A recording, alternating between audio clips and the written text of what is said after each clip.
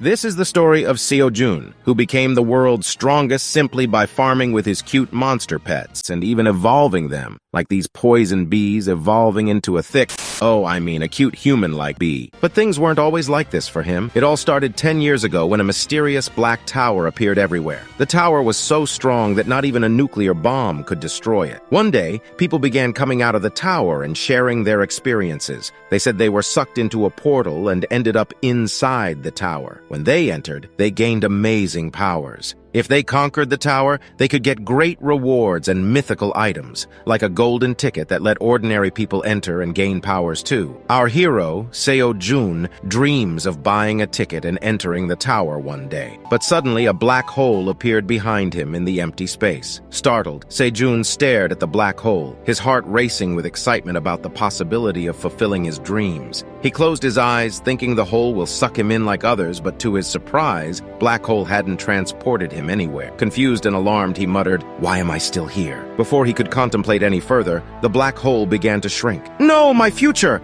he shouted in desperation, unwilling to give up on his dreams. Determined to get into the tower at any cost, Seo-jun charged into the black hole with reckless abandon. As he disappeared into the darkness, he could feel his heart pounding in his chest, wondering where he would end up. When Seo-jun finally emerged from the black hole, he was confused and disoriented as, on the first floor of the tower, there were supposed to be luxurious chandeliers lighting up the area. But this place was a cave made of rocks, with the only exit was the hole in the cave ceiling. Frustrated, he screamed, "Where the hell am I?" Trapped and alone, our protagonist found himself in a dire situation within the mysterious tower he had longed to enter. He had spent a full day searching for an exit. To his disappointment, the only exit was the hole in the cave ceiling. However, climbing the wall to reach the arched hole in the ceiling seemed impossible unless he was Spider-Man. As he pondered his fate, the sudden ringing of his phone alarm startled him. Despite being lost in this strange place, the alarm assured him that it had been exactly one day since he arrived. Hungry and disoriented, he rummaged through his meager supplies to assess his situation. With only a bottle of water, 27 cherry tomatoes, 10 green onions, 7 pumpkin sweet potatoes, and a washed apple, he had to make his provisions last. He decided to eat the apple first, savoring its sweetness and the momentary relief it provided. Each bite of his other raw vegetables brought unexpected pleasure, their flavors and textures a surprising delight. After finishing 1 sweet potato and 5 cherry tomatoes, Seo-jun picked up a green onion, and then he buried the white part of the onion root in the soft soil where the sunlight entered. Then he planted 2 sweet potatoes on the left side and cherry tomatoes on the right side. Then suddenly, the ground beneath our protagonist's feet trembled violently, the shockwave coursing through his body, causing him to shudder in pain and confusion. "What's going on?" he muttered. As he tried to steady himself, he noticed the light streaming down from the cave ceiling had taken on an eerie blue hue. His eyes widened in disbelief as a colossal black dragon appeared in the sky, its roar reverberating throughout the cavern. The sight of the majestic creature soaring through the air, bathed in the blue light, left him in awe. Before he could fully process the bizarre sight, his vision blurred, and he succumbed to unconsciousness. Upon awakening, our protagonist struggled to regain his bearings. He was astonished to learn that he had been unconscious for 2 whole days. His shock only intensified when he turned around to find a fully grown tree standing behind him. "What the? A tree? Isn't this a green onion that I planted? When did it grow this big? Was the green onion something that could grow this big within 2 days?" he thought. He couldn't help but wonder if the mysterious power within the tower had affected not only the green onion, but also the other plants he had sown. To his amazement, he discovered that 52 cherry tomato sprouts had emerged as well. Determined to make the most of his newfound resources, he began harvesting the enormous green onion. The task was more challenging than he anticipated, but eventually he succeeded in gathering the crop. Curious about the taste of this extraordinary plant, he took a cautious bite. To his surprise, it was so spicy that his eyes became watery and his face turned red. He immediately ran towards the pond next to him and drank some water to calm down, swearing swearing he would never eat this thing raw ever again. Now, to calm down his taste buds, he started eating cherry tomatoes, thinking that the sun never set there. Instead, the blue moon phenomenon occurred on the 10th floor, casting the area into temporary darkness. 10 years had passed since the tower's mysterious appearance, and the powerful Phoenix Guild had managed to clear up to the 37th floor. Little information was available about the floors above the 30th. However, he knew from YouTube videos that skeletons roamed floors 10, goblins on 11,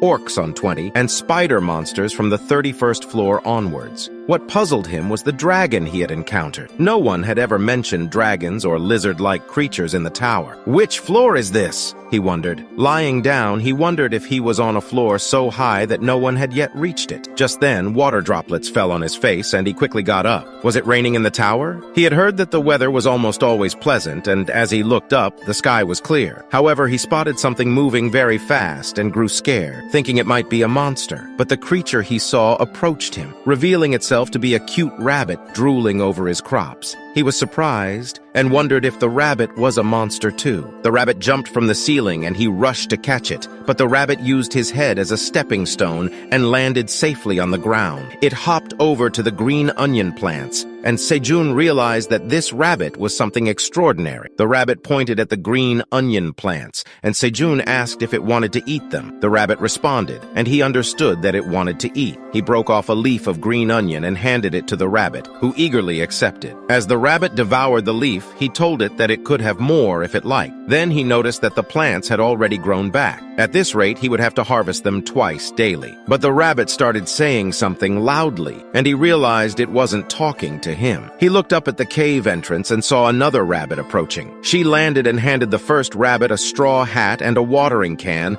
and they both stood before him. He was surprised to see another rabbit and thought that the two might be related. He asked the rabbits if they were married, and they confirmed his suspicion. The next day, we see the rabbits farming and being very happy, while Sejun reflects on how all of this happened. Yesterday, after the rabbits introduced themselves to him, they told him that they wanted to live in the cave. They looked too cute as they tried to persuade him. Sejun felt that he might die from the cuteness overdose and accepted their request on one condition. He told the rabbits that they could not live there for free. If they helped him with farming, he would consider letting them stay. He thought it would dissuade the rabbits a bit, but instead of hesitating, they jumped at him and started cuddling. Now, he is sitting in his spot, watching the rabbits work. He thinks that the rabbits are using their cuteness to control him, but he lets it slide. Before we proceed further into the video, it took a lot of time and effort to make this video, so if you haven't liked this video and subscribed to the channel yet, please do so. From the bottom of my heart, I thank you all for supporting this channel. Now let's continue with the video.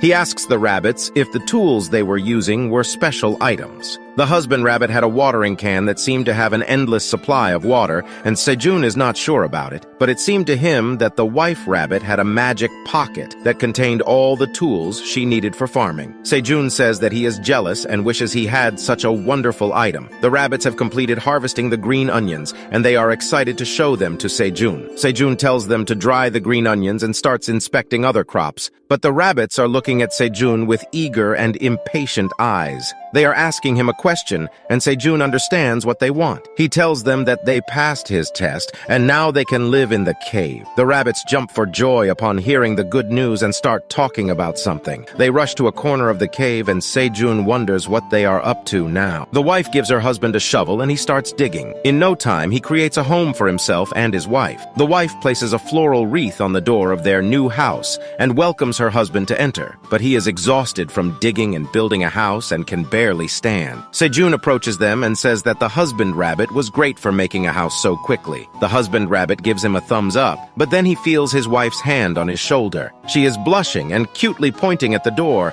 and the husband is terrified. He is scared, but his wife drags him along for some sweet lovemaking. Sejun hears the sounds coming from their house and wishes the husband all the best, but he is crying inside as he is jealous of him for having a wife. That jealousy does not last long, and Sejun walks back to his spot. lot. He says that it was boring to be alone in the cave, and now, thanks to the rabbits, he has someone to help him and something cute to look for. Then he lay down onto the bed made up of onion leaves to rest comfortably, but after some time he felt something burning. Suddenly his back started burning. He jumps into a standing position and rolls on the ground, feeling that his back is on fire. He is wondering what just happened as he gets up, and he sees the reason behind it. The plastic water bottle filled with water was acting as a lens and burning the dried onion leaf. Sejun had knowledge from a renowned survival show, learning that rubbing 2 dry leaves together might produce fire. He had been trying for hours without success, his frustration and disappointment mounting. Yet just as he was on the verge of giving up, a tiny spark caught his eye, and a thrill of excitement surged through him. Curious about Sejun's activities, the rabbits emerged from their dwelling to investigate. He enlisted their aid in fanning the embers by blowing on the pile of dried leaves while he employed a bottle as a lens. United in their efforts, the trio persevered, and at long last the leaves burst into flames. Triumphant, Sejun reveled in his newfound ability to create fire. Casting a glance at the onion plants, he opted to cook them over the open flame. He roasted one stalk, peeled away the charred exterior, and took a tentative bite. To his amazement, the cooked onion leaf was so delectable that he couldn't help but exclaim in delight. Declaring it delicious, he eagerly began roasting another. Intrigued by the transformative effects of cooking, the rabbits decided to try it for themselves. They too roasted an onion leaf, and as they sampled the sweet treat, their eyes sparkled with the pleasure of experiencing a new and delightful flavor. Sejun was very happy, as, for the first time, he had eaten a full stomach. In the past few days, after discovering fire with the help of the rabbits, Sejun made torches out of green onion leaves and placed them around the cave. This helped him to roam around the cave easily, especially in the dark areas like the pond. He was near the pond with a torch in his hand when he saw something moving in the water. A fish jumped out of the water, and Sejun was so startled that he barely dodged its open mouth. The fish had jumped with too much power and found itself on land, unable to return to the water. This was the first time Sejun had seen a fish in the cave. He wondered if the fish was attracted to the light of the torch, and his intuition was proved correct. And just like that, Sejun discovered fish in the cave. He killed the fish and roasted it over the fire, even though he had no seasoning. The fish was really tasty, and Sejun found the rabbits drooling as he ate the fish and asking for their share. He was shocked because he had not expected rabbits to be meat-eaters, but since they were basically monsters, he thought it was natural. A few days later, the blue moon appeared once again, and Sejun realized that on this floor, the blue moon phenomenon occurred every 30 days. He had been relying on his laptop and power bank to charge his phone and keep track of the date, but eventually they too reached their limit. Unable to use his phone any longer, Sejun began marking the days on the cave wall with a stone. So it's been 61 days, he said. A few days ago, something amazing had happened. Sejun had seen a tired male rabbit open the door of his house, and without wasting a moment, a group of baby rabbits bolted out. They were the children of the rabbit couple that had been recently born, and they had become fond of Sejun, who had become their uncle. They ran straight at Sejun and jumped on him, causing him to fall to the ground. They were really cute, and Sejun couldn't get enough of their cuteness, even as they nibbled at his face. He laughed and enjoyed their company. Sejun looked at the sleep-deprived husband rabbit and said that raising babies must be hard, but for now he would take care of the babies for a while, and the couple should relax and eat breakfast. The cherry tomato plants had started flowering, and Sejun took the baby rabbits with him to check them out. The babies frolicked around on the farm as Sejun inspected his plants. The flowers had bloomed, and even though they were tomato flowers, Sejun now thought he had a flower garden. To bear fruit, pollination was necessary, and he had to do it manually. Sejun used a small stick to artificially pollinate the flowers, but all the bending and working was taking a toll on his back. A baby rabbit put its face inside a flower and got pollen on its face. It sneezed, and Sejun started laughing. But then Sejun noticed something. The tomato plants had started to bear fruit. After so long, his hard work was starting to show some results. Sejun celebrated the first fruits of his cherry tomato plants and danced with the baby rabbits. The day before the blue moon, Sejun made preparations to survive it. He put out the fire and stored a small amount of burning leaves under huge boulders. He was wearing makeshift clothes made from onion leaves, thinking that it would be enough to stay warm and hidden. The rabbits also headed back to their homes as the time for the blue moon drew near. Something scary always happened whenever the blue moon occurred, but Sejun was confident that they would survive it like like the previous ones. He thought it was going to be a piece of cake and went into hiding. The blue moon began, and monsters started screeching throughout the forest. Sejun was not afraid, but he was tired and hoped that the blue moon would end soon. To prepare for an unlikely situation, he had already hidden things with a strong odor and was now hiding in a corner. However, since it was hard to tell how much time had passed, he was growing tired of waiting. The monster cries did not help either. They were far away, but they could still make him shiver. As Sejun hoped that this blue moon would also pass without incident, he heard a loud roar. It was different and more intense than the voices of other monsters, almost as if it were close to him. Indeed, a huge monster was walking towards the cave, squashing full-grown trees beneath its feet. It approached the entrance to the cave, which was too small in comparison to its size. The monster stared down the hole, and inside, Sejun gaped at it. He was scared of the giant bear-like monster in front of him, but thankfully, the monster had not noticed him yet. Sejun thought he should hide in a better place before the monster spotted him. He was trembling as he picked up his bag and started moving quietly and slowly. However, taking the bag with him turned out to be a mistake. As he picked up his belongings, the things inside the bag dropped, creating a loud noise due to the empty water bottle. The monster's attention was attracted by the sound. Sejun stared in horror, first at his stuff and then up at the beast, who was now trying to peek inside the cave. Sejun screamed in fear and the bear roared in response. A few moments later, Sejun was found unconscious with the rabbits trying to wake him up. When the baby rabbits failed to rouse him, their father slapped Sejun, and he woke up. He was still afraid of what he had seen before passing out and asked the rabbits what had happened to the blue moon. As he looked around, he realized that it had ended. The husband rabbit told Sejun that he was unconscious when they found him and said that he had passed out when he saw the monster. Sejun wanted to know what had happened after that. He had been terrified and couldn't move when the monster tried to force its way into the cave, and he had passed out after the monster roared. Sejun remembered the incident and shivered. He had almost lost his life at the hands of that monster. Feeling cold,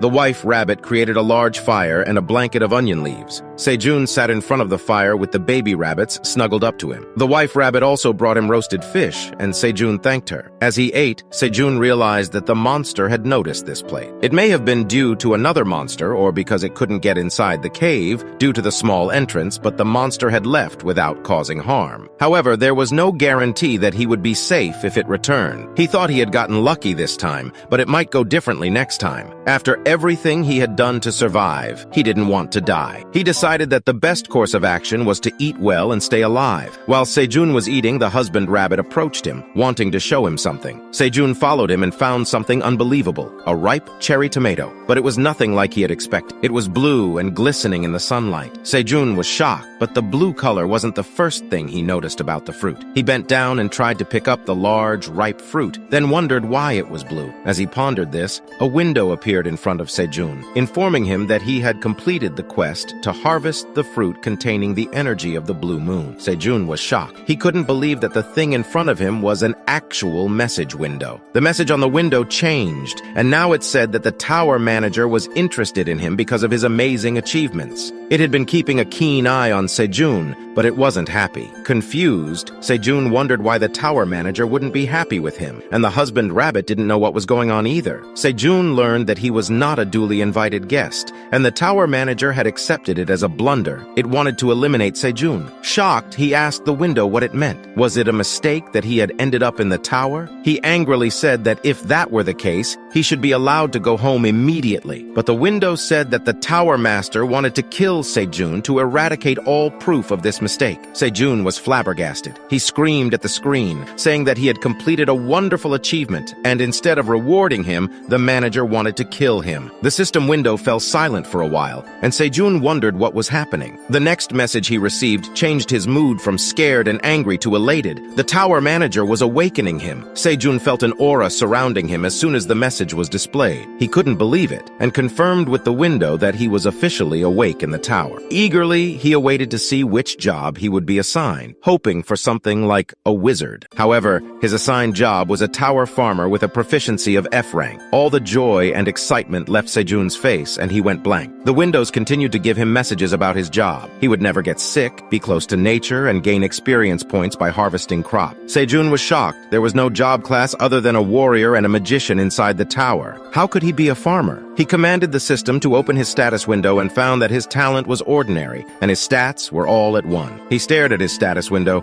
but the only thing he could focus on was his ordinary talent. Yelling in frustration, Sejun tried to smash the blue tomato to the ground, saying he didn't need it. But then he looked at the scared and concerned faces of the rabbits and stopped. Sejun was taken aback by the influence his actions had on his friends and looked at his farm, then at the tomato in his hand. He wasn't alone in growing it. Everyone had worked hard to reach this point. Sejun decided that he would continue farming, and the rabbits were happy. Sejun looked at the blue tomato in his hand, and an information window opened up telling him about the tomato. It was a magical cherry tomato imbued with the power of the blue moon. Not only was it tasty and nutritious, but when consumed, it would increase one's MP by 0.05 permanently. Sejun was shocked. The tomato in his hand was actually an item. Even though the effect was small, it was permanent and could boost one's stats. Sejun was amazed by himself. He had grown something as great as this. But the tower manager was watching him and wasn't satisfied with how things were going. As Sejun thanked the rabbits and celebrated with them for achieving this feat, a message window popped up in front of him.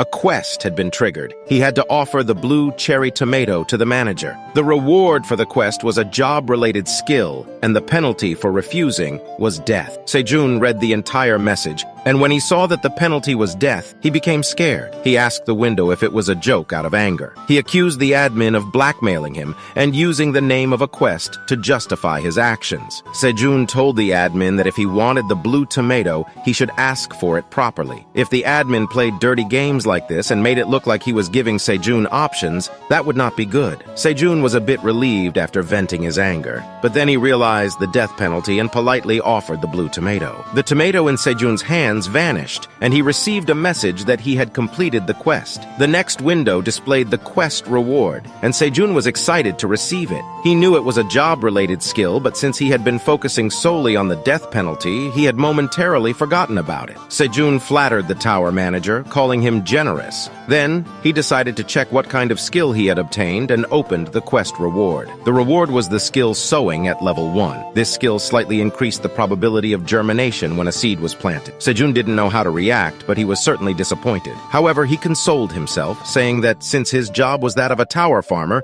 he couldn't expect much from the reward anyway. He went to the dark parts of the cave with a torch and encountered a fish that jumped out towards the flame. Sejun used a club made of green onion stems and leaves to hit it towards the land. The fish died, and Sejun learned that it was a piranha he had killed. The information window informed him that he had gained 2 experience points for it. This was the 5th fish Sejun had caught, and with that, he now had 10 experience points. After awakening as a farmer, Sejun was able to collect experience points. He caught several piranhas every day for several days and reached level 2. He wanted to catch more of them, but he knew it was a bad idea. He thought he shouldn't kill a living thing without reason. Besides, he obtained valuable protein from the fish. If he killed all of them and their population went extinct, he wouldn't be able to eat them again. Sejun roasted the fish and called his friends to eat. The baby rabbits were much hungrier than their parents. They ran towards Sejun, who was like their human uncle, and he gave them fish wrapped in onion leaves. They had grown a little and started eating a lot more than before. Sejun asked them to leave some food for their mom and dad as well. There was another benefit Sejun received from awakening. He could get information about the rabbits. He gave them their share, and the rabbits happily accepted it. They were farmer white rabbits, and Sejun had a few ideas about how they ended up with him. They were a type of monster he had never heard of outside the tower. Based on their name, Sejun realized that they specialized in farming, not fighting. He thought that this must be the reason they were not widely known. The rabbits began flirting as they ate, and Sejun watched them, wondering what had happened to them. He assumed that they must have lost their farms, and, after wandering for some time, found this cave and him. He wanted to know if the rabbits had a hometown to return to, but he couldn't understand them, and they couldn't understand him beyond basic farming terminology. Sejun expressed this to the husband rabbit, saying that he wished they could understand each other, but the rabbit didn't understand human speech either, and was confused. Now that they were done eating, Sejun said they should head back to the farm. Today was an important day for all of them, and the husband rabbit was also excited. They reached the farm to find the cherry tomatoes perfectly ripe. Sejun was amazed to see them. They were even better than the tomatoes he brought with him. The rabbits were also pleased to see the red tomato fruits. Sejun grew sentimental as he said that now was the time to harvest them. They had worked so hard to grow them. They had harvested one after the blue moon, but it didn't count. Sejun was nervous as he went to harvest the first tomato. His hand trembled, and the rabbits watched him anxiously too. However, Sejun picked a fruit that easily separated from the branch. He exclaimed that this was his first cherry tomato and it had ripened so well. The tomatoes brought more good news. Sejun saw information windows telling him that he had harvested a well-ripened magical cherry tomato and would receive 10 experience points for it. Sejun was surprised to learn that these tomatoes were also magical, just like the blue tomato. He read their information and discovered that when consumed, this tomato would decompose 10 grams of fat and increase 0.1 MP magic points for 10 minutes. The MP effect could be stacked up to 10 times, with a maximum time limit of 1 hour. Although this information was impressive, Sejun's name was listed as the cultivator of the tomato, and it was mentioned that it was an E-grade item with a shelf life of 30 days. Sejun was impressed that even though the effect of one tomato was quite small, if 10 of them were eaten together, they could boost MP by 1. He wondered if the other tomatoes were also the same, and set out to harvest them. He harvested the tomatoes, and each one was also a ripe magical cherry tomato, except for one that was unripe. He received only 7 experience points for the unripe tomato. Sejun was taken aback by his mistake, but he still got 7 experience points, and the unripe fruit returned to being a normal tomato. Sejun thought he had harvested enough crops for the day. He took a tomato and said he should have a taste, but the rabbits stomped their feet aggressively, and Sejun looked at them. They were angry, and he apologized. Sejun offered the tomatoes to them, saying they had achieved this together, so they should reap the rewards together, too. The husband rabbit was furious, but picked up a tomato. Sejun said they should celebrate the successful harvest and everyone should eat. When Sejun ate the tomato, his mind was blown. He felt as if he were lying on soft green grass, looking up at the clear night sky. Then, suddenly, a flare flew into the sky and exploded like a firework. Sejun got up and looked at it with his mouth open. The fresh scent of grass and the sweet and sour taste of the tomato mixed with the scent. Sejun felt that this feeling was similar to the fireworks in the middle of a summer festival. Sejun shed a tear of joy as he remembered the summer and felt it in the tomato. The wife rabbit asked her husband if he knew what Sejun was saying, and he had no idea. The rabbits took the remaining tomatoes and stored them in a makeshift storage facility, covering the tomatoes with onion leaves. Sejun lay down and watched them. He thought the rabbit kids were now big enough to help their parents. He was ready to sleep on mattresses and use an eye mask, both made of onion leaves. Sejun said they were indeed the children of Farmer White Rabbits. Sejun knew he should go to sleep now, as he was feeling sleepy, and was sure that when he woke up tomorrow, another wonderful day would greet him. Sejun lay down and immediately began to snore. But then, a quest was issued for him. He must offer 100 magical cherry tomatoes to the tower manager. The reward was a job-related skill, and the penalty was the same as before: death. However, Sejun was deeply asleep and did not notice the quest window. Suddenly, it began ringing loudly like an alarm, and Sejun was forcibly woken up. Annoyed, he offered 100 tomatoes to the manager. The manager, satisfied with Sejun's offering, gave him the reward for the quest. Sejun complained that the manager was forcing him to do things, and that he better receive something more useful this time. Upon opening the reward, Sejun discovered that his new skill was Harvest Level 1. This skill enabled him to obtain harvested crops in optimum condition, even if they were slightly overripe or underripe. Initially, Sejun was disappointed and questioned why he needed a harvesting skill. However, as he harvested tomatoes with his husband rabbit, he found the skill to be more useful than he initially thought. Whenever he harvested slightly overripe or underripe tomatoes, the skill would activate, perfecting them to their optimum condition. As he did this, the proficiency of the harvest skill increased. Sejun admitted that since he did not have to wait for the cherry tomatoes to ripen, it was easier and faster for him. After they finished harvesting, Sejun told the husband rabbit that they should take the rest of the harvest home. But just then, he received another quest. Sejun had anticipated it, but he was not expecting the quest to have no reward. Sejun called the manager a thief for giving no reward, but since his last reward had helped him significantly, Sejun could at least give him that much. As he offered the tomatoes to the manager, the husband rabbit was shocked but Sejun did not know that he was entering a vicious cycle. The manager issued quests again and again, with increasing demands and greed. The required number of tomatoes kept increasing, and finally, the manager reached new heights of shamelessness. The new quest was triggered, and Sejun had to offer 500 tomatoes to the manager for no reward. The penalty for refusing was still death. Sejun, infuriated, clearly refused to comply. After calmly refusing, Sejun threw a tantrum, stating that the manager had already taken hundreds of tomatoes. He needed to eat too, and so did the rabbits. The tower manager replied that it was the farmer's problem, not his, and told Sejun to stop protesting and give him the cherry tomatoes. This irritated Sejun even more. He said that he had worked hard for days and suffered a lot to harvest those tomatoes. The tower manager insisted that Sejun's job was as simple as sowing seeds and asked him not to overreact over something that was not a big deal. This was where the tower manager crossed the line. He should listen to his orders. Sejun replied that this was the reason he was not giving the tomatoes. The manager forcibly made him do this and did not even appreciate his efforts. Moreover, the compensation for the exploitation was also too low. Since it was the manager of the tower, this proved that it was a bad employer. Sejun's words and the hurt in his eyes shocked the tower manager. It hadn't realized this before and tried to apologize, but Sejun was already eating the tomatoes while teasing the manager. The manager got angry, telling Sejun it was upset because he ate the tomatoes himself. The manager threatened to kill Sejun on the spot if he didn't complete the request, but Sejun acted as if the manager was no big deal and gave him just 5 tomatoes. He said that he would give the rest later since he needed them to feed the kids, too. Behind him, 2 baby rabbits were fighting for a tomato as their father tried to calm them. The tomato vanished, and the tower manager said that it would compromise this time. Sejun thanked the manager, and the message window vanished. He laughed to himself, realizing that the manager was about to apologize just now. But then he said out loud that the tower manager was simpler than he thought. It is now the 91st day, and the 4th blue moon event occurs. Sejun is sitting in a dark corner eating cherry tomatoes. He had heard that people with high MP could endure the roars of monsters to a certain level, which is why he was eating the tomatoes. Still, he hopes that nothing like the last time happens again.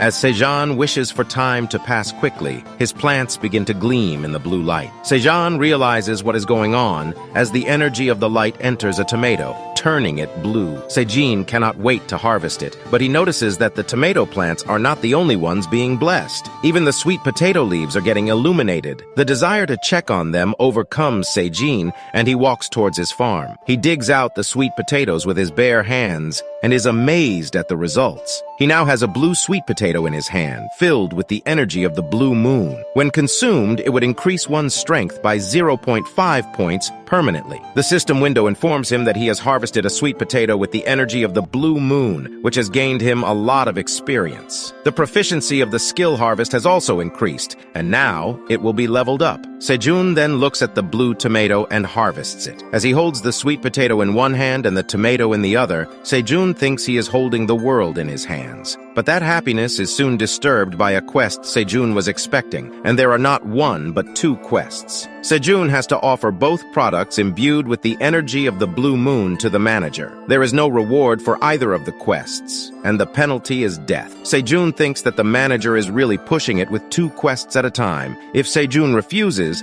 the manager might just kill him this time. However, Sejun has a way to solve this issue. He offers 500 tomatoes to the manager, saying that he needs to complete the previous quest first. The manager quickly accepts the tomatoes and says that he is happy with the cherry tomatoes. But then the manager asks Sejun why he has not given the energy-filled crops to it already. Sejun apologizes for calling the manager simple earlier, asking them to let this slide for today and promising to give them later. The manager sighs and accepts this condition. Sejun then looks at the items in his hands and wonders what he should do with them, and that is not even a question. He tosses the blue tomato into his mouth and shudders. He could feel the summer festival and the fireworks in his mouth again, almost as if it were the first time he ate the tomatoes. The system window tells him that his MP has permanently increased by 0.5 due to eating the tomato. But then he wraps the sweet potato in onion leaves and throws it into the fire. He thinks it would be even better if he had tin foil with him,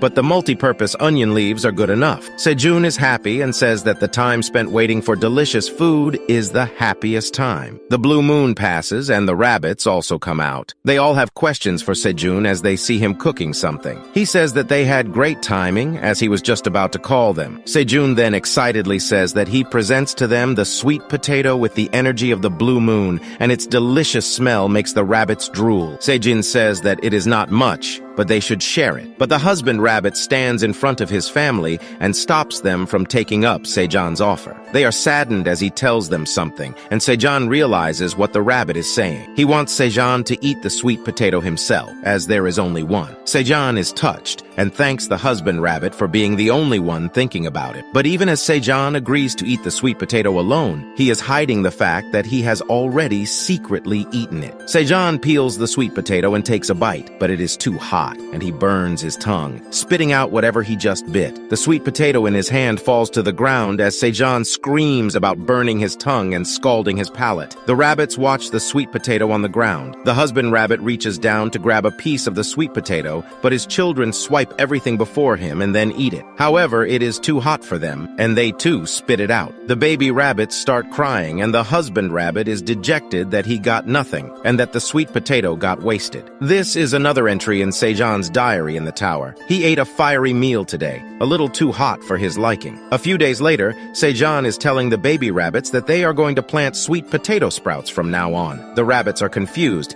and Sejan says that it was the thing they were eating right now. Sejan scolds them and says that the baby rabbits are prohibited from eating the sweet potato sprouts for the time being. These words come as a devastating shock to the rabbits. The sweet potato sprouts have been their favorite snacks lately, and now they are trying to protest against Sejan's decision. All of them have different reactions to the order, and Sejan says that no matter how they complain, his decision is final. He thinks that there will be nothing left to plant if the babies keep on eating the sprouts. Sejun tries to convince the rabbits by saying that they will be having even better sweet potatoes for dinner, but they have to help him plant the sweet potato sprouts before that. In return, he would give them a special snack. Sejan has decided to expand the farm area to cultivate sweet potatoes, and for that, he needs the baby rabbits to cooperate with him. As soon as he tells them about the special snacks, they look at him with drooling mouths and gleaming eyes. Sejan tells them to start working, and the rabbits carry the sprouts to plant them. Their mother is harvesting the green onions, and Sejan asks her to leave one plant. It will then bloom a flower, and Sejan could get seeds from it. He has reached the conclusion that he needs to plant a seed for something to become an item. In the newly expanded farm area, the baby rabbits are hard at work. One of them digs holes, and the other plants the sprouts in them. But in a corner, one of the babies is too greedy to part with his favorite snack. He cannot control his urge and takes a bite of the leaf. Reacting to that, his father smacks him for doing something like that. Sejan is also harvesting the tomatoes, and he gets a lot of messages from the tower system. He has ranked up from an F-rank farmer to an E-rank farmer. His job level has increased, and his job characteristics will be strengthened because of this. Sejan is also glad to know that he has reached level 8. To celebrate, he decides to make the snacks a bit earlier. He takes the cherry tomatoes and puts them on a skewer. At the same time, he gets a message from the tower manager. The manager was keeping an eye on Sejun and what he was going to cook today. The message disappears soon, and Sejun thinks that this was quite a harmless action. He begins roasting the cherry tomatoes and then calls the rabbits to start eating. They leave their work and come running to him, and Sujin presents them with special roasted cherry tomatoes on bone skewers. The information window for the roasted tomatoes also opens. The skewer used by Sejun was made from cleaned piranha bones, and because of the cooking, the tomatoes were softer and sweeter. The rabbits take a skewer each, and they look really excited to eat it. Sejun tells them that it is easy to carry around and eat in this form, but he also warns them that it is quite hot, and they should blow on it before eating. However, the rabbits are already enjoying it. Sejun then says that since the sweet potato sprouts were already planted, they should dig some sweet potatoes for dinner. As Sejun digs the sweet potatoes, he finds 5 sweet potatoes in a plant. He reads the information about them, and they are called strength sweet potatoes. They have similar effects to the magical tomato, but with strength. Anyone who eats them would gain an additional 0.1 strength for 10 minutes,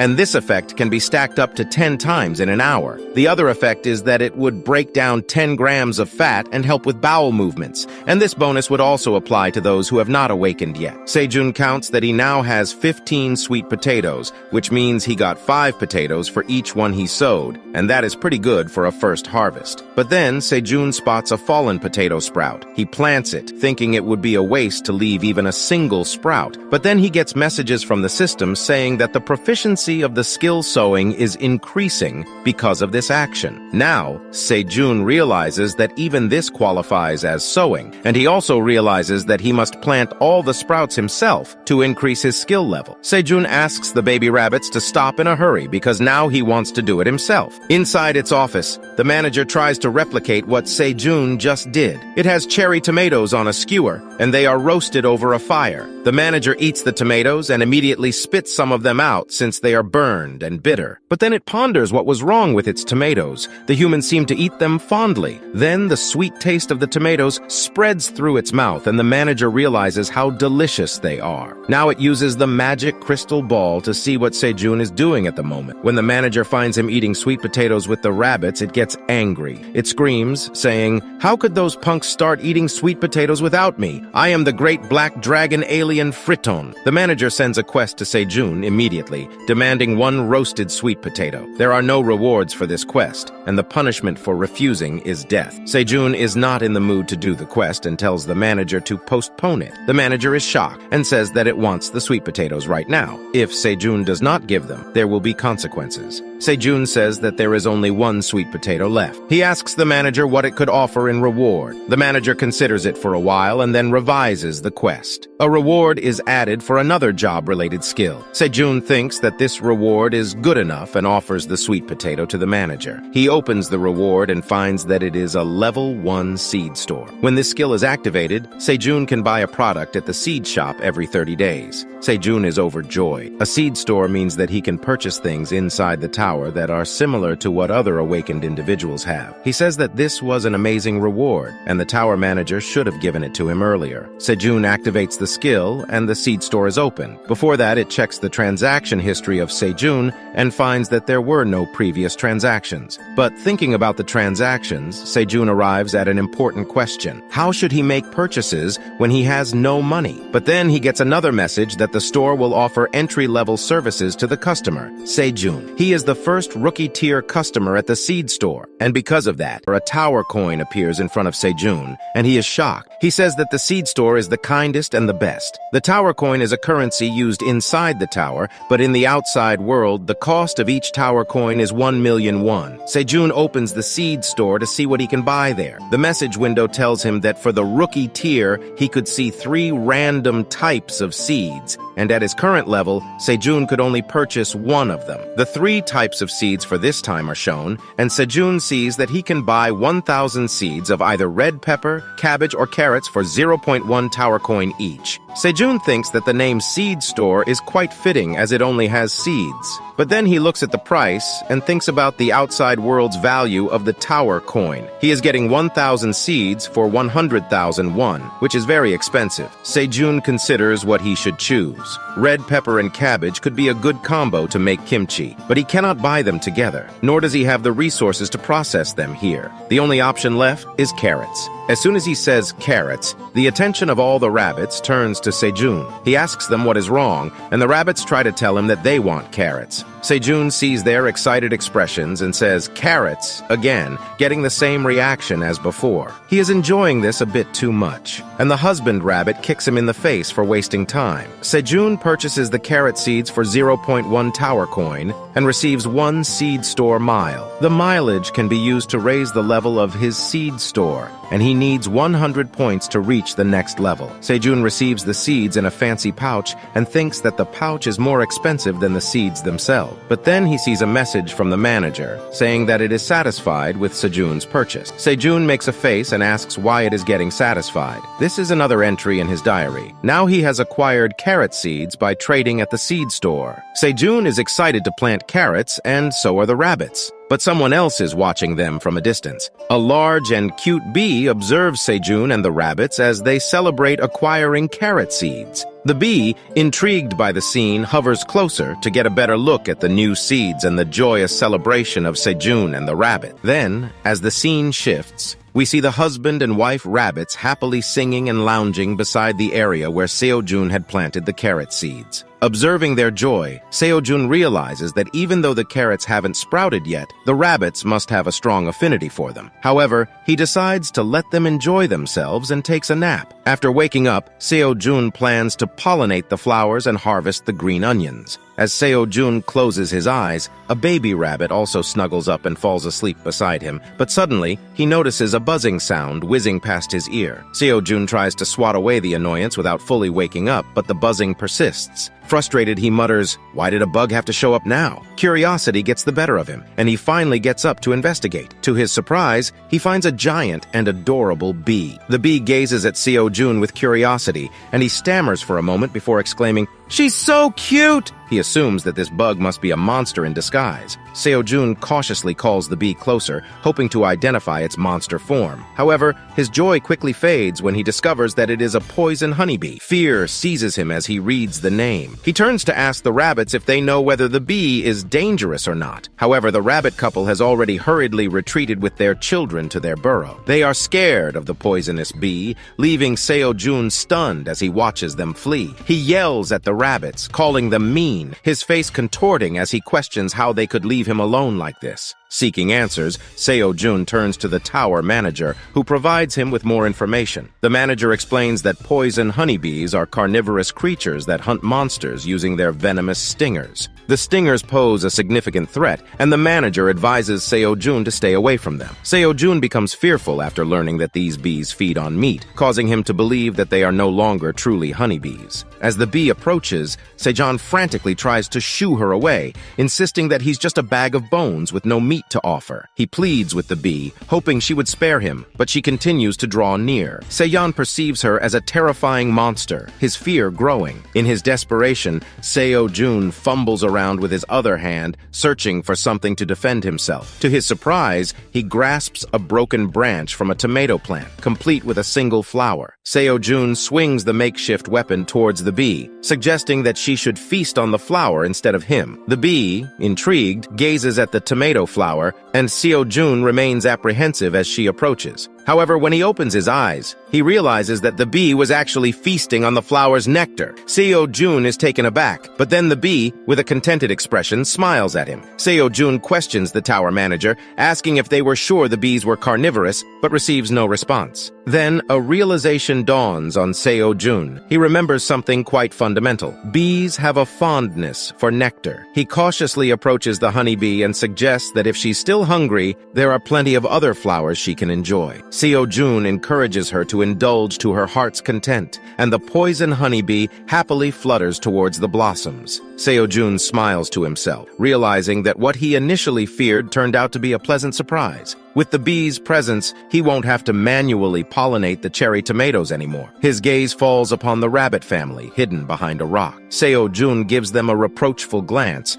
remarking that they had run away, only concerned about themselves. He questions how they dare to return. The rabbits, attempting to appease Seojun's anger, cling to him and adopt a cute demeanor. Sejun asserts that he won't stop being mad at them. However, just as he finishes speaking, the poison honeybee returns, having finished her meal. She flies directly towards Seojun, causing him to take a few steps back until he's backed against the rock. Seojun asks the bee if she isn't full yet, apprehensive about his safety. To his surprise, the bee lands gently on his stomach. Seojun, adjusting his t-shirt and stretching a bit, realizes that the bee didn't mean to harm or frighten him. She just wanted to sleep, and Seojun finds her incredibly cute even while she's asleep. However, a small part of his mind remains anxious, and Seojun asks the bee if she isn't planning to sting him. Surprisingly, the rabbits haven't run away either. Seojun realizes that he has another chapter to add to his diary about getting lost in the tower. Today, his family in the dungeon has gained one more member. A few weeks have passed since Seojun's first encounter with the bee, and the tomato crops are ready to be harvested once again. The wall where Seojun marked the number of days now displays 24 characters. Each character represents 5 days, which means he has been here for 120 days.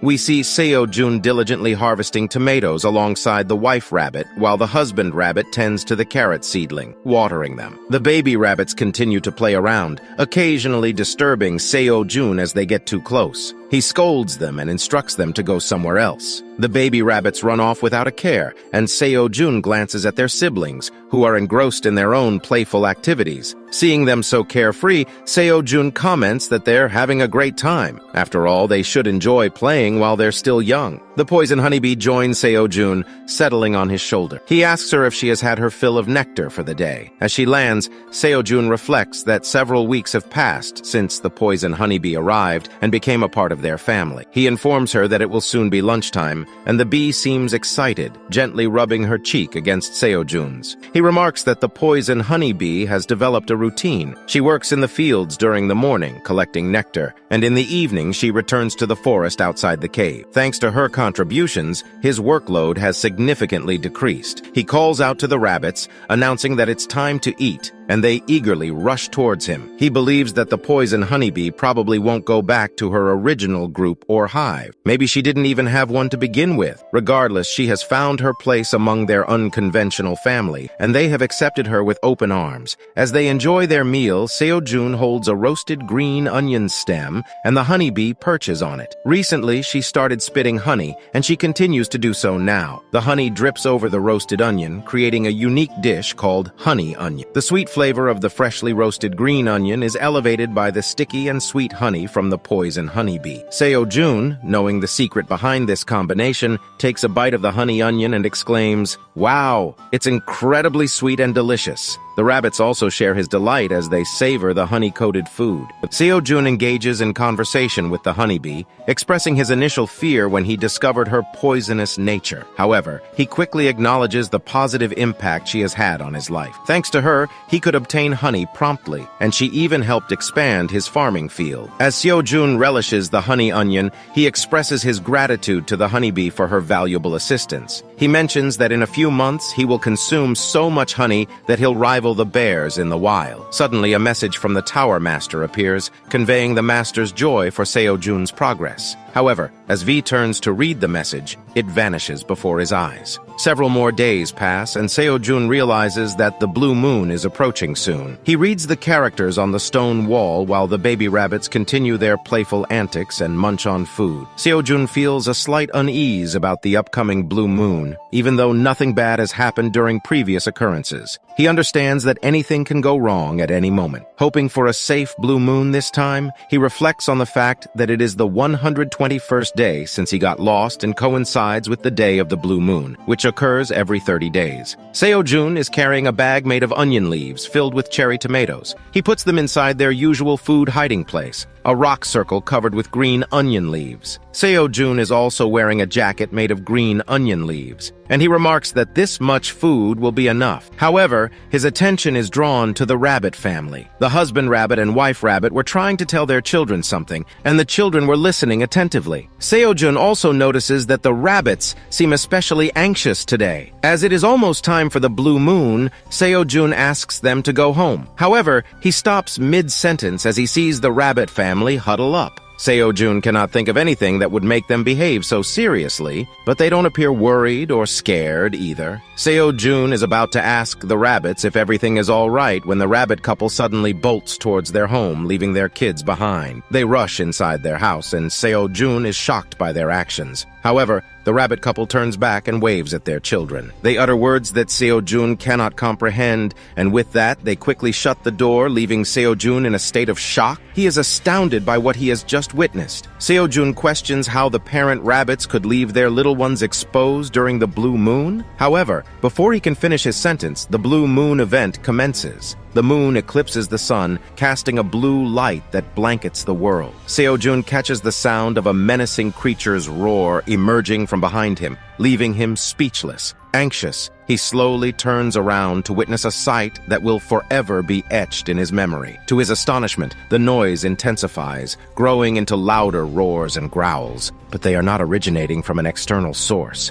The source of the cacophony is none other than the baby rabbits. They no longer resemble their once adorable selves. Now they have undergone a startling transformation, turning into ferocious monsters devoid of reason. Seo-jun watches in silent disbelief as the baby rabbits, now towering and monstrous, have increased in size. Their fur has turned white, their eyes burn red, and they possess menacingly sharp claws and fangs. As the baby rabbits roar, Seo-jun finds himself questioning the reality of the situation. Seo-jun, left bewildered and confused, exclaims, "What on earth is happening here?" Unable to make sense of the situation, he believes that his fate is sealed. However, in a sudden twist, something completely unexpected occurs. The rabbits begin to emit a brilliant purple light, dazzling in its brightness. The radiance becomes so intense that Seo-jun is forced to shield his eyes, closing them tightly. Gradually, as the light subsides, a remarkable transformation takes place. The baby rabbits undergo a mesmerizing evolution, gradually growing and maturing until they resemble their parents. 4 of them take on the appearance of white farming rabbits, while one stands out in striking contrast, its fur a deep pitch-black color. As the rabbits frolic and bounce about in sheer delight, Seo-jun stands there, mouth agape, utterly astounded by the incredible sight unfolding before him. In a state of shock, Seo-jun asks them if they have become adult rabbits now, and the rabbits happily affirm this. Seo-jun now realizes that it must be a part of the farmer rabbit's growth cycle. It is the 4th blue moon night since they were born, and Seo-jun wonders if this is some kind of coming-of-age ceremony. Suddenly, Seo-jun reflects on how he thought something was wrong with the rabbits. He covers his face with his hands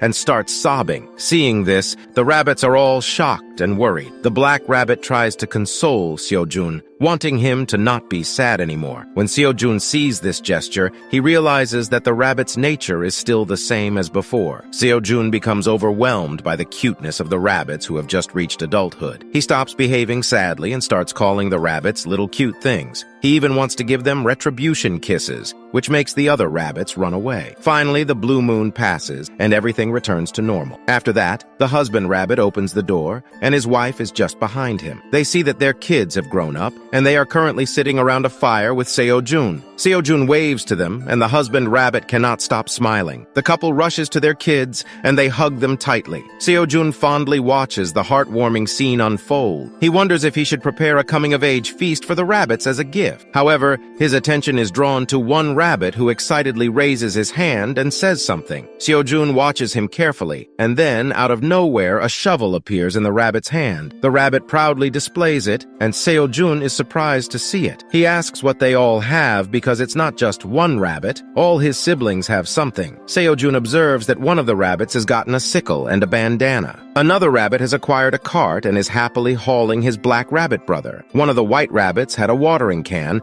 and the rabbit with the shovel was the first to show his tool. The rabbits are glad to have their tools and affectionately show them off, while their parents enthusiastically clap for them. Seo-jun realizes what has just happened. The rabbits can summon items. He understands that when the rabbits become adult farmer rabbits, they can have their own tools, but Seo-jun can't use those tools. Then suddenly the white rabbit with the cart accidentally drops the black rabbit. Seo-jun, puzzled by the turn of events, wonders why the black rabbit isn't summoning his own tool like the others. Determined to prove himself, the black rabbit summons his tool, much to Seo-jun's surprise. The tool that materializes is a massive wooden hammer, towering in size, especially for a rabbit. Seo-jun finds himself questioning why the black rabbit possesses such an unusual tool that doesn't seem like a typical farming implement. However, the black rabbit displays a hint of defiance, subtly conveying that he is no ordinary rabbit. Seo-jun takes notice of the rabbit's distinctiveness. While he could easily identify his siblings as white farmer rabbits, this particular rabbit stands apart. He is a warrior, black rabbit. Catching Seo-jun's mention of his name, the black rabbit winks mischievously, adding an air of intrigue to the situation. After a while, the rabbits begin working on the farm. Now the children are also working as diligently as their parents, and sometimes even outperforming them. The rabbit with the watering can supports his father in watering the plants. The one with the sickle swiftly cuts the green onions, impressing her mother with her skill. The rabbit with the cart carries tomatoes, while the one with the shovel digs holes for new crops. Then the rabbit with the cart arrives, pushing a cart filled with ripe tomatoes, and Seo-jun instructs the rabbit to place the tomatoes in a nearby heap. As he sees the rabbit's work, tears of joy forms in his eye, witnessing how the once cute little babies have grown up so well. However, Seo-jun notices that the black warrior rabbit is lying beside him, happily munching on tomatoes without a care in the world. Seo-jun realizes that this particular rabbit doesn't have a specific job at the moment. Curious, he strikes up a conversation with the black rabbit, mentioning that as a warrior rabbit, his role would typically involve fighting. But since they are in the cave, there are no monsters to battle against. Seo-jun understands that without any threats to the farm, the black rabbit doesn't have a clear purpose. The black rabbit acknowledges this, feeling a little disappointed. Seo-jun admits that even the black rabbit's mighty hammer wouldn't be of much use in farming tasks, and wonders what they should do next. However, to Seo-jun's surprise, the black rabbit eagerly comes up with an idea and gestures excitedly. The black rabbit leads Seo-jun to a pond within the cave, pointing towards it with enthusiasm. Seo-jun exclaims, realizing the brilliance of the idea. Hunting fish in the pond can be considered a different kind of battle, and this way the black rabbit can also contribute in a helpful way. Then, Seo-jun comes up with a plan. He will use a torch to lure out the fish from the pond, while the black rabbit will be in charge of catching them. Seo-jun asks the black rabbit to show off his warrior skills, and the rabbit eagerly agrees. Seo-jun waves the torch near the edge of the pond, and suddenly, a piranha leaps out of the water, drawn towards the flame. Seo-jun tells the black rabbit that it's his moment to shine, and the rabbit jumps up with his mighty hammer. With a powerful swing, the black warrior rabbit strikes the fish, sending it flying through the air. The fish crashes into the cave wall with a tremendous impact, leaving Seo-jun astonished by the result. He witnesses how the black rabbit's attack completely shatters the fish, turning it into mush. Bits of fish meat scatter in all directions, and only the head and bones remain intact. The black rabbit turns back, giving Seo-jun a thumbs up, unaware of the mess he has created. Seo-jun is utterly shocked by the outcome, and his reaction is completely justified. Later, when he presents the fish at dinner, it dampens the mood. A sense of disappointment hangs over the dinner table, and both Seo-jun and the black rabbit feel disheartened. Even the other rabbits are not too pleased about having to eat a fish in such a state. Seo-jun tries to console the black rabbit, assuring him that he will get better with practice. He encourages the rabbit not to be sad and to enjoy the food. Gradually, all the rabbits start adjusting to their roles, including the black warrior rabbit, who becomes more adept at catching fish after his initial failure. He can now swiftly catch fish with just his hands, and Seo-jun cheers him on. The other rabbits are also occupied with their respective tasks, and everything is going smoothly. Another day dawns, and it marks the arrival of the 125th day. The 1-month waiting period to open the seed store has finally passed, and Seo-jun feels a surge of excitement as he sees the store open its doors once again. He eagerly wonders about the different types of crops that will be available this time and which option he should choose. The system window appears before Seo-jun, notifying him that at his current level, 3 random seeds are being sold today. However, he can only purchase one of them. The options presented to him are as follows: 50 sweet pumpkin seeds for 1 tower coin, 10 watermelon seeds for 5 tower coins, and 200 waxy corn seeds for 0.5 tower coin. Seo-jun is taken aback by the list of seeds this time, noting that the prices are much higher compared to the previous offering. He realizes that he only has 0.9 tower coins remaining after purchasing the carrot seeds last time. With this amount, Seo-jun can only afford to buy the waxy corn seed. He ponders over what he should do if the seed prices continue to rise. Worries fill his mind as he fears that he won't have enough money to buy anything the next time the seed store opens. Moreover, he feels stuck without any means to earn more money in this place. Seo-jun recalls that there were 3 ways to acquire tower coins within the tower. The first method involved receiving rewards for clearing a floor, but those rewards were only given once as a first clear bonus, and hunters didn't earn substantial profits from it. The second method entailed hunting monsters and selling their body parts. The monster parts could be sold to traveling merchants or the store on the first floor, and it was the best way for hunters to earn money. They could keep selling these parts to make a continuous profit. Another method was completing quests and receiving rewards for them, but it was more uncertain. The rewards varied a lot, so it was hard to know how much money could be earned. Seo-jun thinks about his situation. Two of the options were not possible for him. He couldn't leave the tower, so clearing the floors was out of the question. That meant the only way he could make money was by completing quests given by the tower manager. Seo-jun calls out to the tower manager, asking if it can hear him. He requests to be rewarded with tower coins for completing quests now. The tower manager replies, saying it doesn't understand what Seo-jun means, but it promises to give him whatever he asked for when he grows up. Seo-jun is confused. The tower manager doesn't seem to know about tower coins and says it will give them to him when he's older. Seo-jun then asks how long he has to wait until he's considered a grown-up. The tower manager says he should be at least 300 years old. Seo-jun feels frustrated and expresses his anger towards the tower manager, questioning if it is playing a joke on him. He insists that he needs to keep a record of all the tower coins he is supposed to receive and pass on this information to his future children. Seo-jun imagines a chain that spans 300 years, with his 7th-generation grandchildren eventually receiving the tower coins on his behalf. He expresses his frustration towards the manager, as this condition leaves him with no chance of even having children of his own. However, the tower manager remains unresponsive to Seo-jun's outburst, and the message windows suddenly disappear, showing its disinterest in continuing the conversation. Seo-jun realizes that getting angry won't help his situation. Instead, he decides to focus on what he can do in the present moment to improve his chances of comfortable survival. Seo-jun understands that he can only afford to purchase the waxy corn seeds at the moment, and he believes it's a good choice. Corn can be delicious when steamed or grilled, and Seo-jun even considers grinding it into flour to make something like bread, although he's not sure if the idea will work. Determined, Seo-jun selects the option to buy the corn seeds. The system confirms his purchase of 200 waxy corn seeds,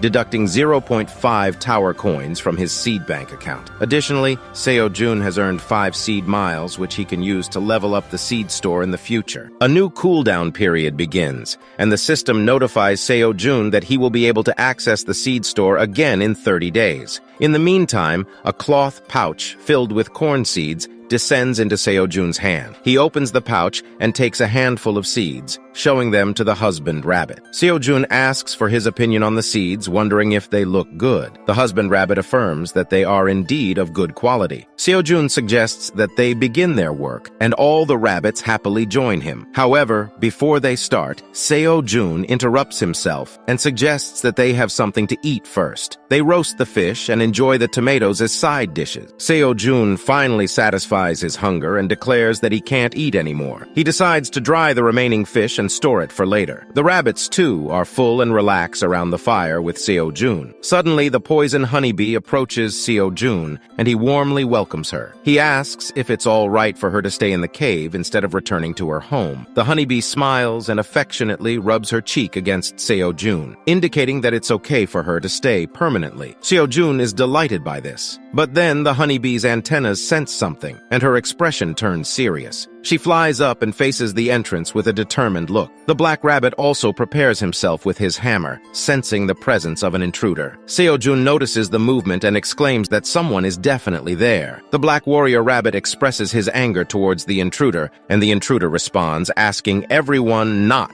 to misunderstand him. He clarifies that he is not a shameless cat who came to steal their food. Seo-jun is taken aback by the fact that the intruder is a talking cat and wonders how that is possible. The black rabbit and the poison honeybee are ready to fight, while the other rabbits are frightened. Seo-jun asks the cat why he has come here, and the cat jumps down and lands in front of him. The cat is wearing a cape and carrying a small bag. He stands up and extends his paw for a handshake. The cat asks if Seo-jun is the customer Park Se-jin and introduces himself as the traveling merchant Theo. But Seo-jun was confused to see a talking cat. The black warrior rabbit behind him remains suspicious of the cat. However, Seo-jun recalls hearing that sometimes people meet traveling merchants as they ascend the tower, but he wasn't expecting the merchant to be a cat. Seo-jun finds the cat merchant quite adorable, with his big, shiny eyes, soft and chubby cheeks, and the jelly-like paws of his outstretched hand. Seo-jun can't help but imagine those jelly paws kneading on him, and being a cat lover, he feels excited. As the cat merchant tries to talk with Seo-jun, Seo-jun, he tries to act cool and confident in front of him. Seo-jun asks the merchant what he wants. Theo explains that he heard about a new rookie who made transactions in the seed store, and he is here to greet Seo-jun and make some deals with him. Seo-jun is curious about the deals and asks Theo for more information. Theo rummages inside his bag and begins to explain, but before he could show him anything,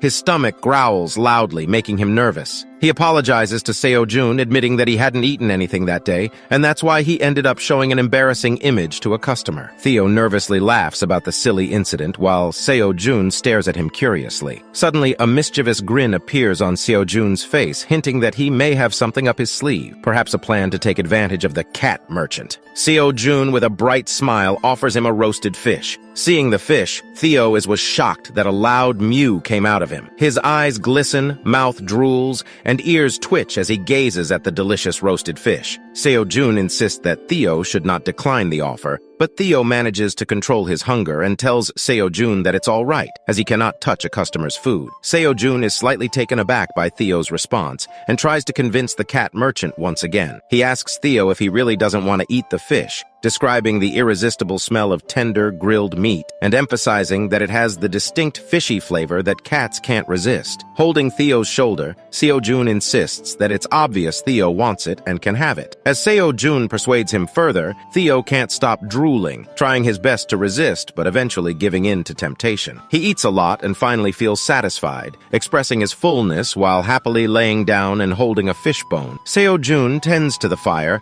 mentioning that it must have been really hungry since Theo devoured the fish. Theo sincerely thanks Seo-jun, feeling grateful for the treat and wondering how he can repay him. Seo-jun smiles, saying it was no big deal and that he should be the one thankful, considering that Theo came all the way to meet him. Then, as Theo was about to talk about the deal he mentioned earlier, Seo-jun suddenly asks him for 0.5 tower coins. Confused, Theo asks for clarification, and Seo-jun playfully replies with a smile, stating that he should pay for the roasted fish he just ate. Theo, panicked and in shock, asks Seo-jun if the fish was not for free. Seo-jun responds that nothing in this world is ever free, and since Theo came to make a deal, he shouldn't expect to eat the customer's fish and run away. Theo becomes nervous as he notices the black rabbit and the poison honeybee ready with their weapons, while even the farming rabbits stand prepared to confront Theo if he tries to leave without paying. With tears in his eyes, Theo reluctantly pays 0.5 tower coins to Seo-jun, and Seo-jun thanks him. Then we see the cat depressed, kneeling beside Seo-jun, and Seo-jun is happy as he finally earns some tower coins. Then we see the cat crying and thinking that he came to earn money from Seo-jun as a customer, but ended up paying him instead, and his business has already started at a loss. However, he regains control of his emotions and becomes determined not to be defeated. He decides that he will sell all his items here. Theo loudly declares that it's his turn now and requests that Seo-jun examine his items. He opens the cloth bag and unfurls it to display the luxury items he has. With pride, Theo showcases the 3 items on the cloth, each with its price displayed on an information window. The first item is a tumbler worth 5 tower coins, followed by a mini fan also worth 5 tower coins, and lastly, a portable hand warmer of the same value. Seeing the items, Seo-jun asks if these items are from outside the tower, and the cat proudly declares that they are. Theo starts describing the items, saying that the tumbler has preservation magic which can maintain the temperature of the things kept inside, whether hot or cold. He then highlights the mini fan's wind magic enchantment, demonstrating how it gives cold wind by pressing the buttons. Seo-jun stares at Theo in disbelief and apologizes for interrupting him, but he feels compelled to tell him the truth about the items he is selling. Seo-jun explains that all the items Theo brought are actually trash. Upon hearing this, Theo became very angry. He shouted at Seo-jun and asked him what he was talking about. He insisted that these items were from outside the tower, and how could someone not recognize their value? He expressed how much effort it took him to collect these items. Seo-jun calmly explained to Theo that he is also someone who is from outside the tower, and the terrible truth dawned upon Theo as he realized he had been scammed. Seo-jun patiently explained that there is no magic in the items Theo was trying to sell. The tumbler simply prevents heat transfer by blocking contact with the outside, and the portable fan and hand warmer operate on batteries. If they are used for only a few hours, their batteries will run out. Seo-jun pressed the buttons on the fan, demonstrating its lack of power, leaving Theo feeling even more disheartened. Theo, now angry and frustrated, accused Seo-jun of lying. He insisted that the person who sold these items to him claimed they had magic inside. However, the fan was about to stop as the battery had run out, and Seo-jun pointed out this fact to Theo. Frustrated, Theo started hitting the fan in an attempt to get it working again, but Seo-jun reassured him that he had indeed been scammed by the person he purchased the items from. Theo sank into a more depressed state, unable to believe that someone could be so unkind to him. Then Theo started crying loudly, saying that Scarum was a bad goblin, and began beating the floor in frustration. Seo-jun felt bad for Theo and tried to comfort him, urging him to share what happened in the background. The sad cat merchant began his story. He explained that he was from the 75th floor of the tower, which was one of the tower's neutral zones. For a long time, he had been in love with a cat named Meryl, who was the most beautiful girl in their Grainer village. Finally, one day, he gathered the courage to propose to her in front of everyone. As the villagers cheered him on, Theo expressed his feelings to Meryl and asked her to date him. He even presented her with a bouquet of fish, something he thought she would appreciate. However, Meryl showed no interest and displayed her disgust at the modest bouquet Theo had offered her. She slapped it away, saying that the smell of cheap rice fish disgusted her. This hurt Theo deeply, as he had worked hard to get those roasted rice fish. But then another shock awaited him. Then someone stepped forward and told Theo to know his place, questioning how dare he try to win Meryl over. As Theo turned back,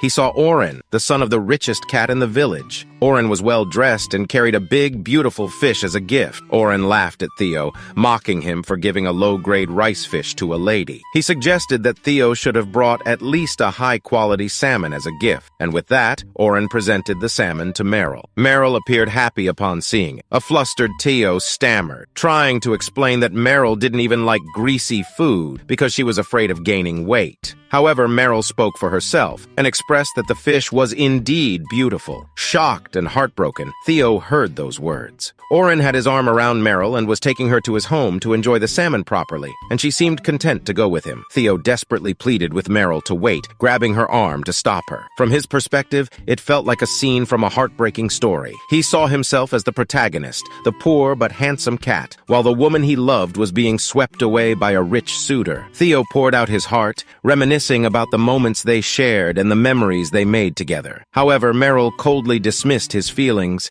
telling him not to get ahead of himself. She claimed that she had only smiled at him out of politeness, and that he had imagined a deeper connection. She cruelly stated that she despised poor cats who smelled like cheap rice fish the most, pointing directly at Theo. Devastated and speechless, Theo's world crumbled around him, sinking into a pit of despair. Meryl was taken away by Oren, the son of the richest cat in the town, and Theo ran away crying. He made the decision to leave his village and become a traveling merchant. Determined to become rich one day and seek revenge, he vowed to rise above his circumstances. As Theo finished telling Seo-jun and the rabbits the first part of his story, they felt nervous and sorry for him. Seo-jun especially felt guilty for scamming Theo. Theo explained that he had gone through the necessary procedures and spent his lifelong savings of 50 tower coins to obtain his traveling merchant license and other important documents. He had planned to use the remaining 5 tower coins to buy something from the peddler to resell. However, that was when he got scammed by Scarum. Theo recalled how Scarum, a goblin, approached him and asked if he was a new wandering merchant. Scarum told Theo his name and offered to provide him with information. Naively believing Scarum, Theo engaged in a conversation with him at the inn. Scarum talked about items from outside the tower, claiming they were precious and could fetch a high profit on the upper floors where creatures collected such things as a hobby. Theo wondered why Scarum was selling these valuable items at a low price, and Scarum replied that it was a goodwill gesture from a senior merchant training a junior. Convinced, Theo quickly bought the items, hoping to resell them at a higher price. Scarum even gave Theo a bonus, a piece of paper with a map indicating the location of a new user of the seed store. Scarum told Theo that he could potentially make a great profit from this new member. However, Theo soon realized that even that information was not a true bonus.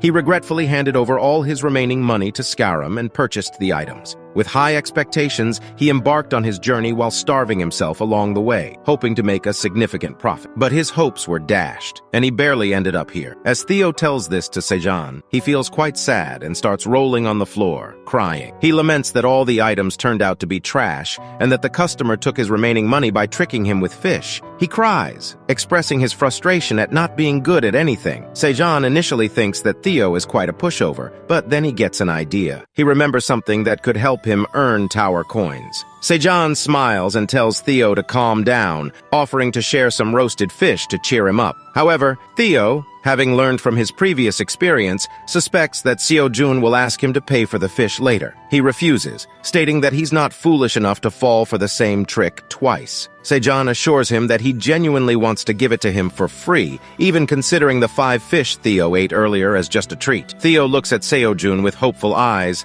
asking if he truly means it. But Seo-jun makes it clear that this act of kindness is not without conditions. He asks Theo if he would be willing to work with him in exchange. Seo-jun smiles and asks Theo for his thoughts. In that moment, Seo-jun adds one more chapter to his diary about getting lost in the tower. He met a partner today who was a bit of a pushover. Then we see Seo-jun asking Theo if he would like to work with him. Seo-jun believes that Theo will agree because he thinks Theo is just a pushover. Theo is shocked and asks Seo-jun if he really meant what he said. Did he genuinely want them to work together? Seo-jun confirms his intentions, expressing that he wants a good merchant to sell his items. However, Theo doesn't believe Seo-jun. With drooping ears, he considers himself a noob who is completely useless. But Seo-jun tells Theo that despite making mistakes, he still possesses some qualities of a decent merchant. Seo-jun smugly smiles and explains that Theo touched his heart with his story, which is why he wants to become business partners with him. Surprised, Theo awaits further details about the business partner deal. But before Seo-jun explains, he signals to the rabbits to show their hospitality to the merchant. The husband and wife rabbit pair create chairs from onion leaves and set up an umbrella, creating a beach-like atmosphere. They even wear garlands made from tomato flowers. Seo-jun, sipping from a bottle made of onion leaves, enjoys the moment. The rabbits fan them, providing a relaxing experience. Seo-jun then reiterates what Theo told him about his desperate situation, taking a deal from a shady merchant and being scammed. He explains that Theo doesn't have any money to buy goods to resell. Seo-jun excitedly proposes a business partnership, suggesting a win-win situation for both of them. Seo-jun offers to provide Theo with his products, which Theo can sell to other people. In return, Seo-jun would receive a percentage based on the amount Theo sells. Theo asks about the incentive, and Seo-jun explains that Theo would need to sell the goods above the marked price. The more Theo sells them for,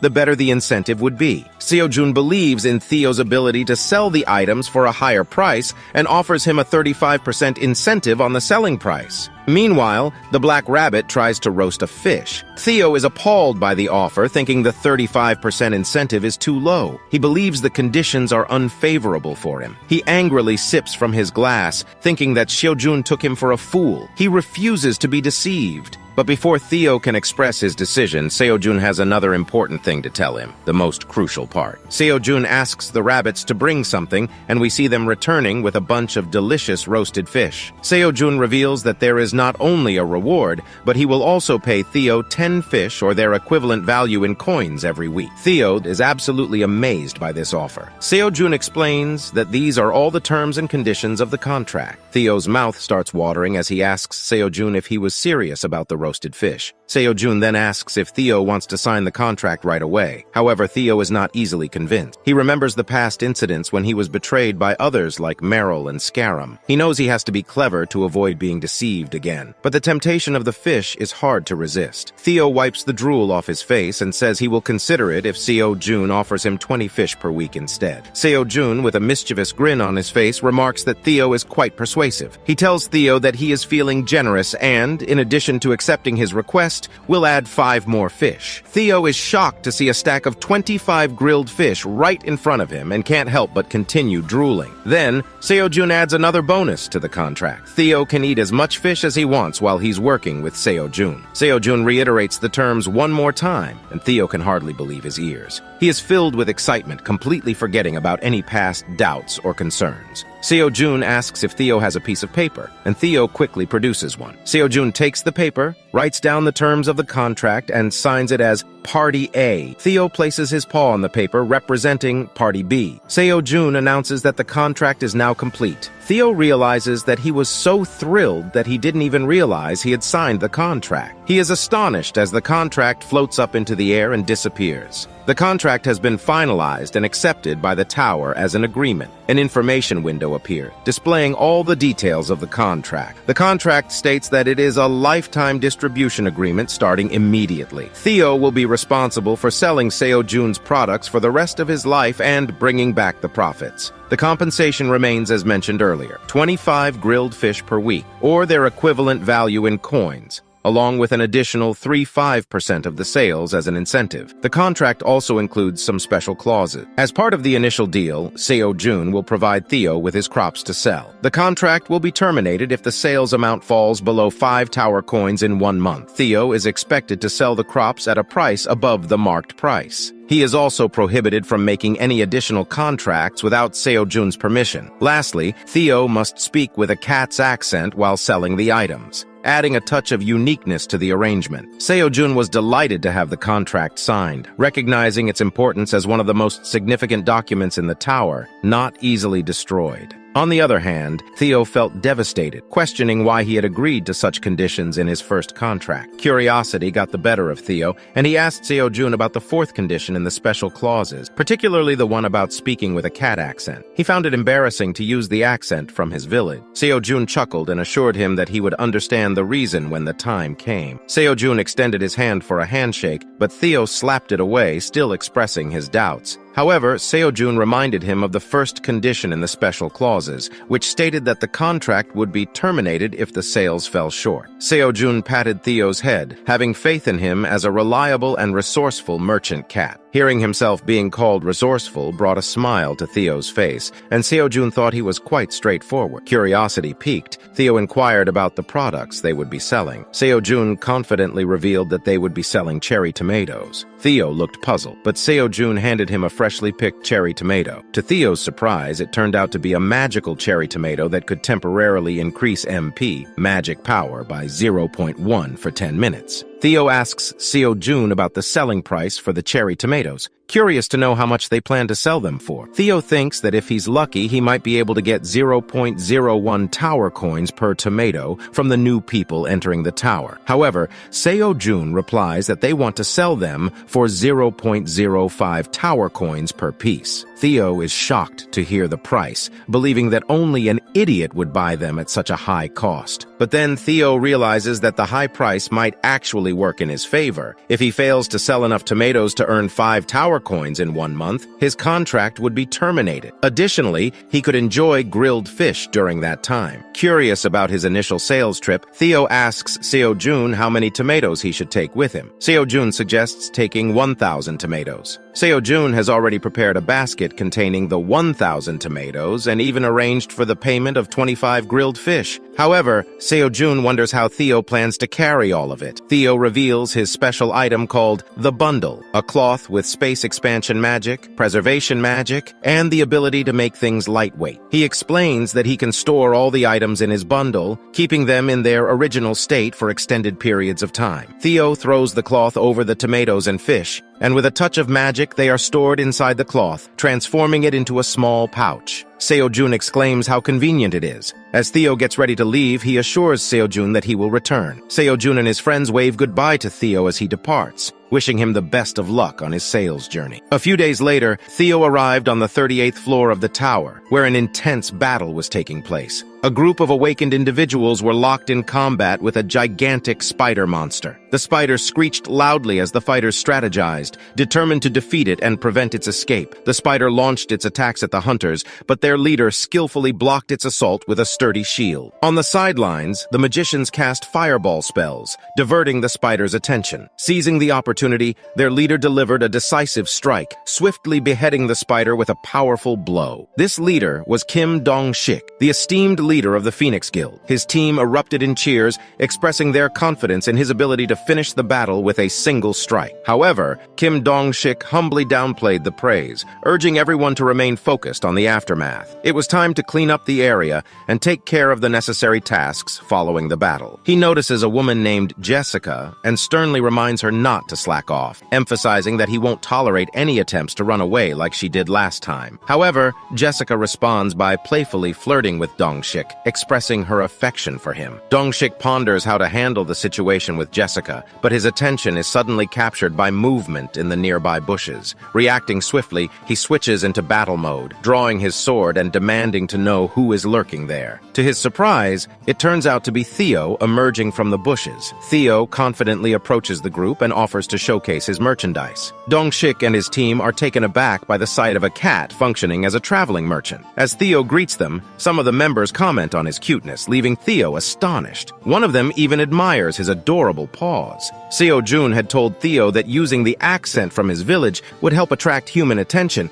and now Theo realizes that it indeed worked. He takes out the cherry tomatoes from his bag and presents them as his offering. However, the humans seem underwhelmed by the sight of the cherry tomatoes. They express their disappointment, stating that if Theo intended to sell food in the midst of a battle, he should have brought something more substantial like meat or bread. Cherry tomatoes simply weren't satisfying enough to eat during such intense circumstances. Observing their skepticism, Theo couldn't help but mutter, "Foolish humans. I knew they would say that." He firmly believed that the magic of the cherry tomato surpassed their expectations. He suggested they check the status window for confirmation, recalling that a girl with pink hair had done so earlier. According to her findings, consuming just 10 g of the cherry tomato would result in permanent fat reduction. Upon hearing this revelation, a wave of fervor swept through the group, and they immediately rushed towards Theo, eager to purchase the coveted cherry tomatoes. Meanwhile, back at the cave, Seo-jun continues to harvest more tomatoes. He has just leveled up, earning a bonus stat. The wife rabbit accompanies him, and he asks her if Theo is doing well at the moment. Seo-jun speculates that the cat must have already encountered some hunters by now. At first glance, the magical cherry tomatoes seem to primarily boost magical power. However, upon closer examination,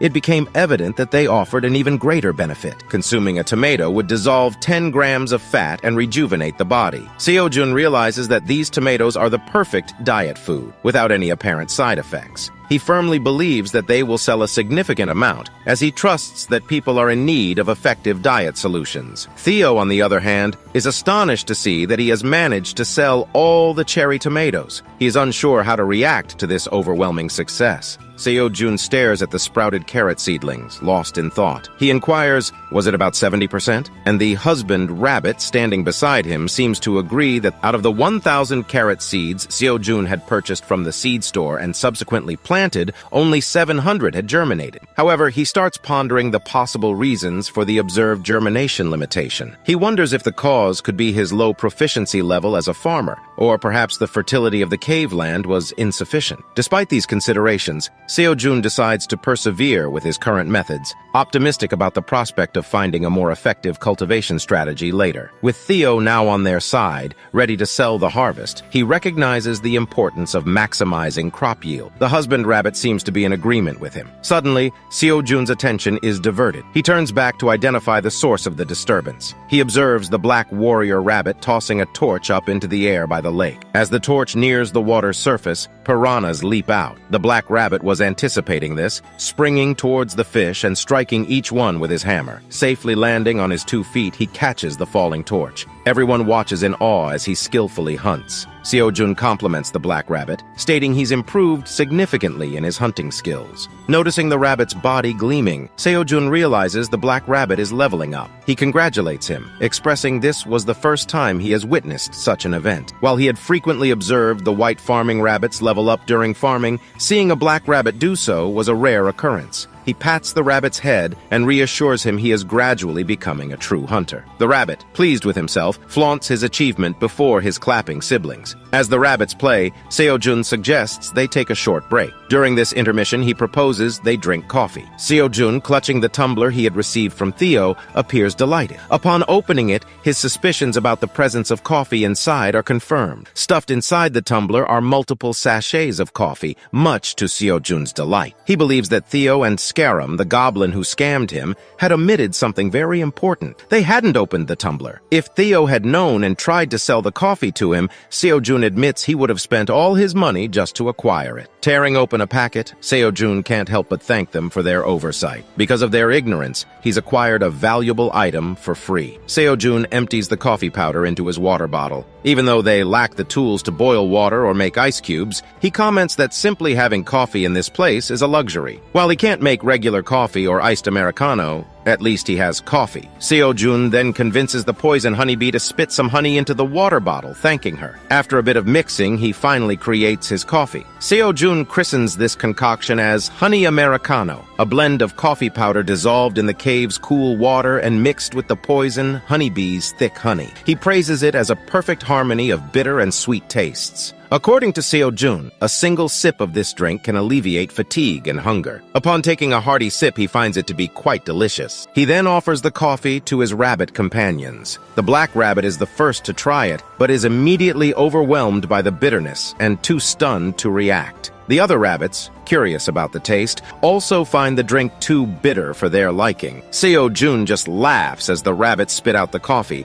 suggesting that their tongues might be more sensitive to bitter tastes than humans. However, he then notices something unexpected. He spots the honeybee flying towards a hive inside the cave. When Seo-jun calls out to her, the bee excitedly shows him her hive. He asks her if it's really a beehive, and the realization hits him a moment later. The poison honeybee is finally moving in with them. He asks for confirmation, which she provides. Seo-jun and the rabbits are delighted by the news. Seo-jun mentions how saddening it was when she had to return home each night. Now he finally feels that they are a family. On this joyous occasion, Seo-jun wants to throw a party, but suddenly he receives a message from the tower manager. It's a quest asking for 10 magical cherry tomatoes. While there's no reward for completing this quest, the penalty for refusal is disappointment. Seo-jun is taken aback by this new type of quest. He speculates that because he kept postponing the quests, the tower manager might have realized something after witnessing his deal with Theo. Seo-jun snickers, thinking that the tower manager isn't threatening him anymore, but instead making a rather pitiful request. Feeling somewhat sorry for the manager, Seo-jun decides to give some of his tomatoes to fulfill the quest. He hands over the tomatoes and the tower master gratefully accepts them, even thanking Seo-jun. Taken aback, Seo-jun smugly states that it was satisfying to see the manager express gratitude, but he suddenly realizes he acted submissively just now. Upon recognizing this, V becomes dejected, and he doesn't notice the husband rabbit sipping coffee calmly behind him. Elsewhere, in another floor of the tower, a goblin sets a drink on the table. The goblin is revealed to be Scarum, the one who scammed Theo. Scarum is irritated that the pushover cat hasn't returned yet, and his friend asks if he's referring to Theo, who purchased his items last time. Another friend admires Scarum's cunning for selling low-quality items by deceiving the cat and expresses a desire to learn similar tricks. One of them then asks Scarum why he's looking for Theo. Scarum begins to explain his reasons. He says that the cat spent all his money to buy items from him, and he's worried because the cat hasn't returned, even after a considerable amount of time. He argues that by now Theo should be back to complain that he couldn't sell the items. His friend asks him if he's genuinely worried, and what he would do if Theo did return. Scarum replies that,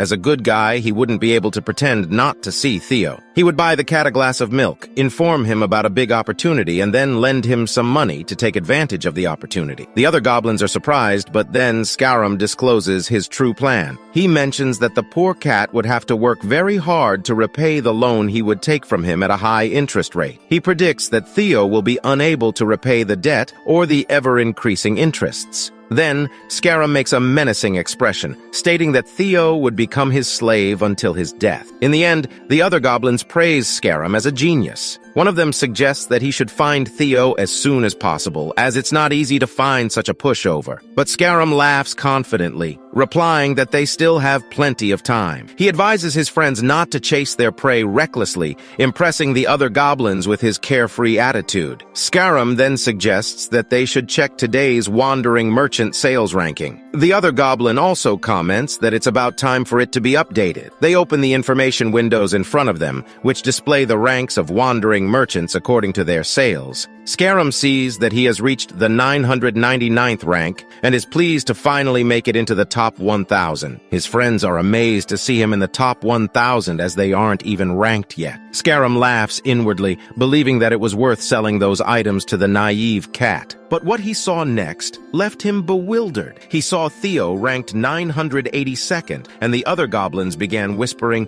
"Isn't that the cat we were just talking about?" Suddenly, Scarum screamed and slammed his hand on the table, demanding to know how Theo had achieved such a high rank in such a short time. The scene then shifted, revealing Theo's return to Seo-jun. Seo-jun shouted at Theo, asking where he had been for so many days. Theo, with a panicked expression, apologized and promised that even if he sold out next time, he wouldn't play on other floors. Seo-jun, shocked, asked for how many days Theo had been playing, to which Theo replied, 4 days. But Seo-jun is surprised by something else. He'd assumed that it would take a few days to sell everything, but Theo returned to the cave within 14 days. Considering the 10-day trip and 4 days of playing around, Seo-jun realizes that Theo must have sold out as soon as he reached the 30th floor. Seo-jun places his hand on Theo's shoulder, making a scary and menacing face. He tells Theo to reveal all the details if he doesn't want to see Seo-jun's wrathful side. The cat is too terrified to do anything else, so he tells Seo-jun and the rabbits everything that happened. Seo-jun asks if the hunters really bought everything after just a little bit of talking. He's in disbelief, but Theo exclaims that it was exactly as he said. He hands over the bag containing 50 tower coins to Seo-jun,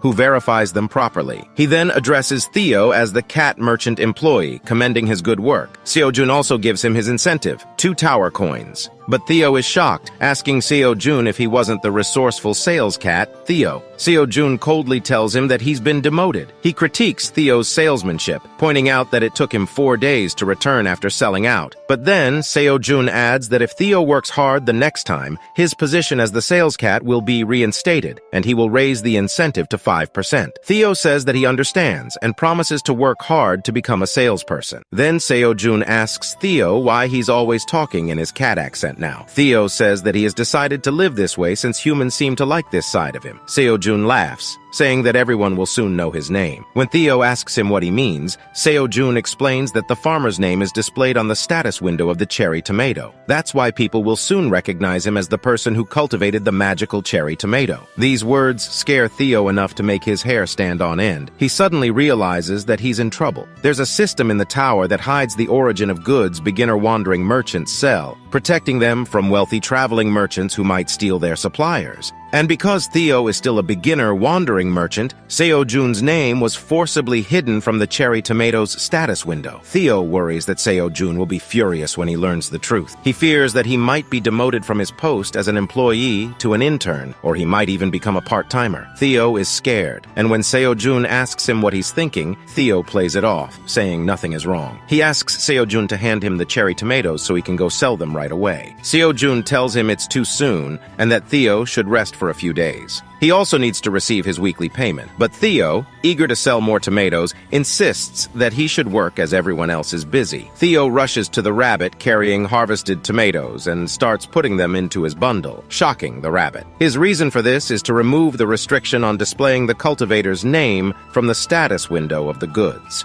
And there's only one way to do that, is to earn 1,000 tower coins and become a mid-level merchant. The scene then shifts to a large building on Earth, where a group of people are gathered. Upon closer inspection, it turns out they are the adventurers of the tower from the Phoenix Guild, the same group to whom Theo sold the magical cherry tomatoes. One man is trying to convince his friends of something, but they are skeptical, claiming what he tells them is impossible. As they continue their conversation, the leader of the Phoenix Guild, Kim Dong-shik, receives a call on his smartphone. It's a message from his daughter, telling him how effective the cherry tomatoes he brought for her were. Her friends were envious, and now she wanted more. The message asks her father to buy more for his darling daughter. Touched by his daughter's words, Dong-shik is moved to tears. The man next to Dong-shik asks what's wrong, and in response, Dong-shik shares his daughter's story. She usually grumbled about everything due to her struggles with her diet, but today, she was happy and expressed her love for him. He then confesses that he only bought 20 pieces of the cherry tomatoes the last time, leaving the rest for his teammates. He hadn't anticipated his daughter would love them so much. Otherwise, he would have bought all of them. Another man asks if he's referring to the cherry tomatoes sold by the wandering cat, wondering why the girls are so obsessed with them. However, another man testifies about the charm of the cherry tomatoes. He had been seeing a girl and gifted her the cherry tomatoes,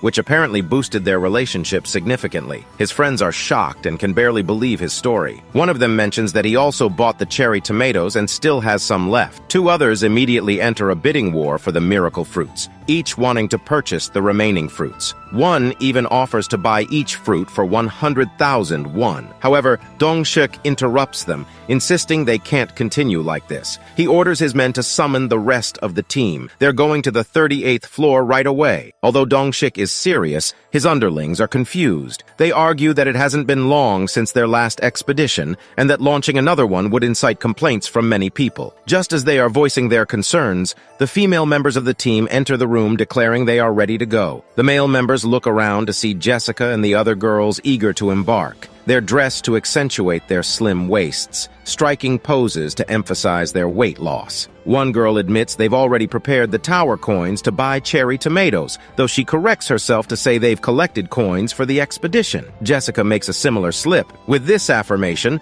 Dong-shik commands his team to follow his lead. The boys are eager to embark on the expedition, and the girls are equally excited about acquiring the cherry tomatoes. As Dong-shik leads his group, he resolves to secure the magical cherry tomatoes and become a great dad, no matter what it takes. Next, the scene shifts inside the tower, where Theo is navigating the middle levels, contemplating when he will reach his sales target of 1,000 tower coins. He looks rather disheartened and tired. Theo notes that he can only store 150 cherry tomatoes in his bundle, and even if he sells out completely, he will have to travel back and forth more than 10 times to reach his goal. Theo decides to set aside these complex thoughts for now and concentrate on maximizing his earnings. He is currently on the 38th floor, the same spot where he encountered the human party last time. Theo wonders if this was the place where the humans had gathered previously. He scans the area for them, but instead, they find him first.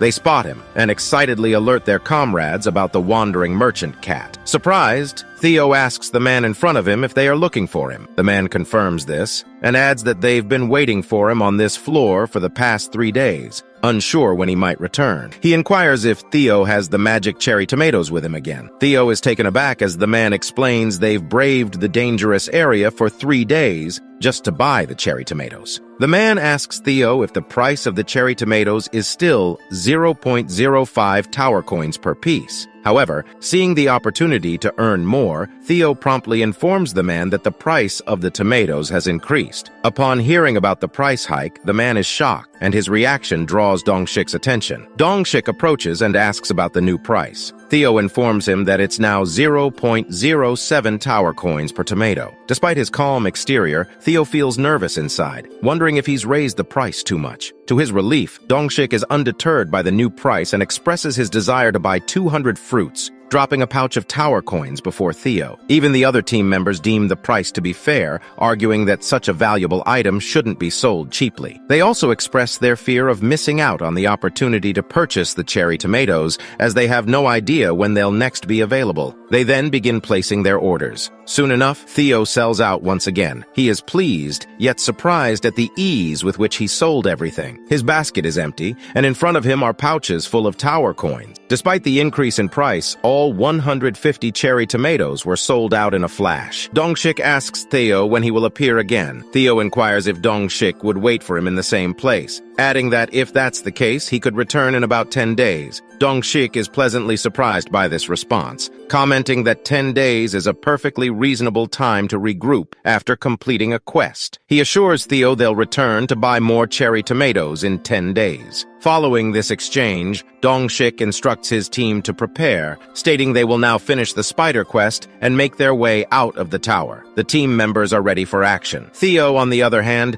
chuckles inwardly, realizing he has found regular customers. Gathering 1,000 tower coins and becoming a mid-level merchant now seems within reach. His plan is to reveal Sejun as his vendor after amassing the coins and reclaim his title as the sales cat. Just as Theo is about to leave, a group of excited girls interrupts him, calling him Mr. Cat. Curious about their intentions, Theo listens as the girls chatter among themselves. One of them remarks that they look really similar, which another girl agrees with. Theo, however, interrupts them to clarify that his name is not Mr. Cat, but Theo. The girl in front apologizes and introduces herself as Suha. Theo then asks her what she meant by them looking alike, and Suha responds that Theo resembles a cat she knows. Theo tells her she must be mistaken and claims he's the only handsome cat in the world. He turns to leave, stating he's busy, but Suha frantically searches through her purse and asks him to wait a moment. She pulls out a long red packet from her purse, and Theo wonders what it is. Suha asks if he'd like to eat churu, a famous Korean cat snack. As he opens his mouth to take a bite, Theo asks what churu is,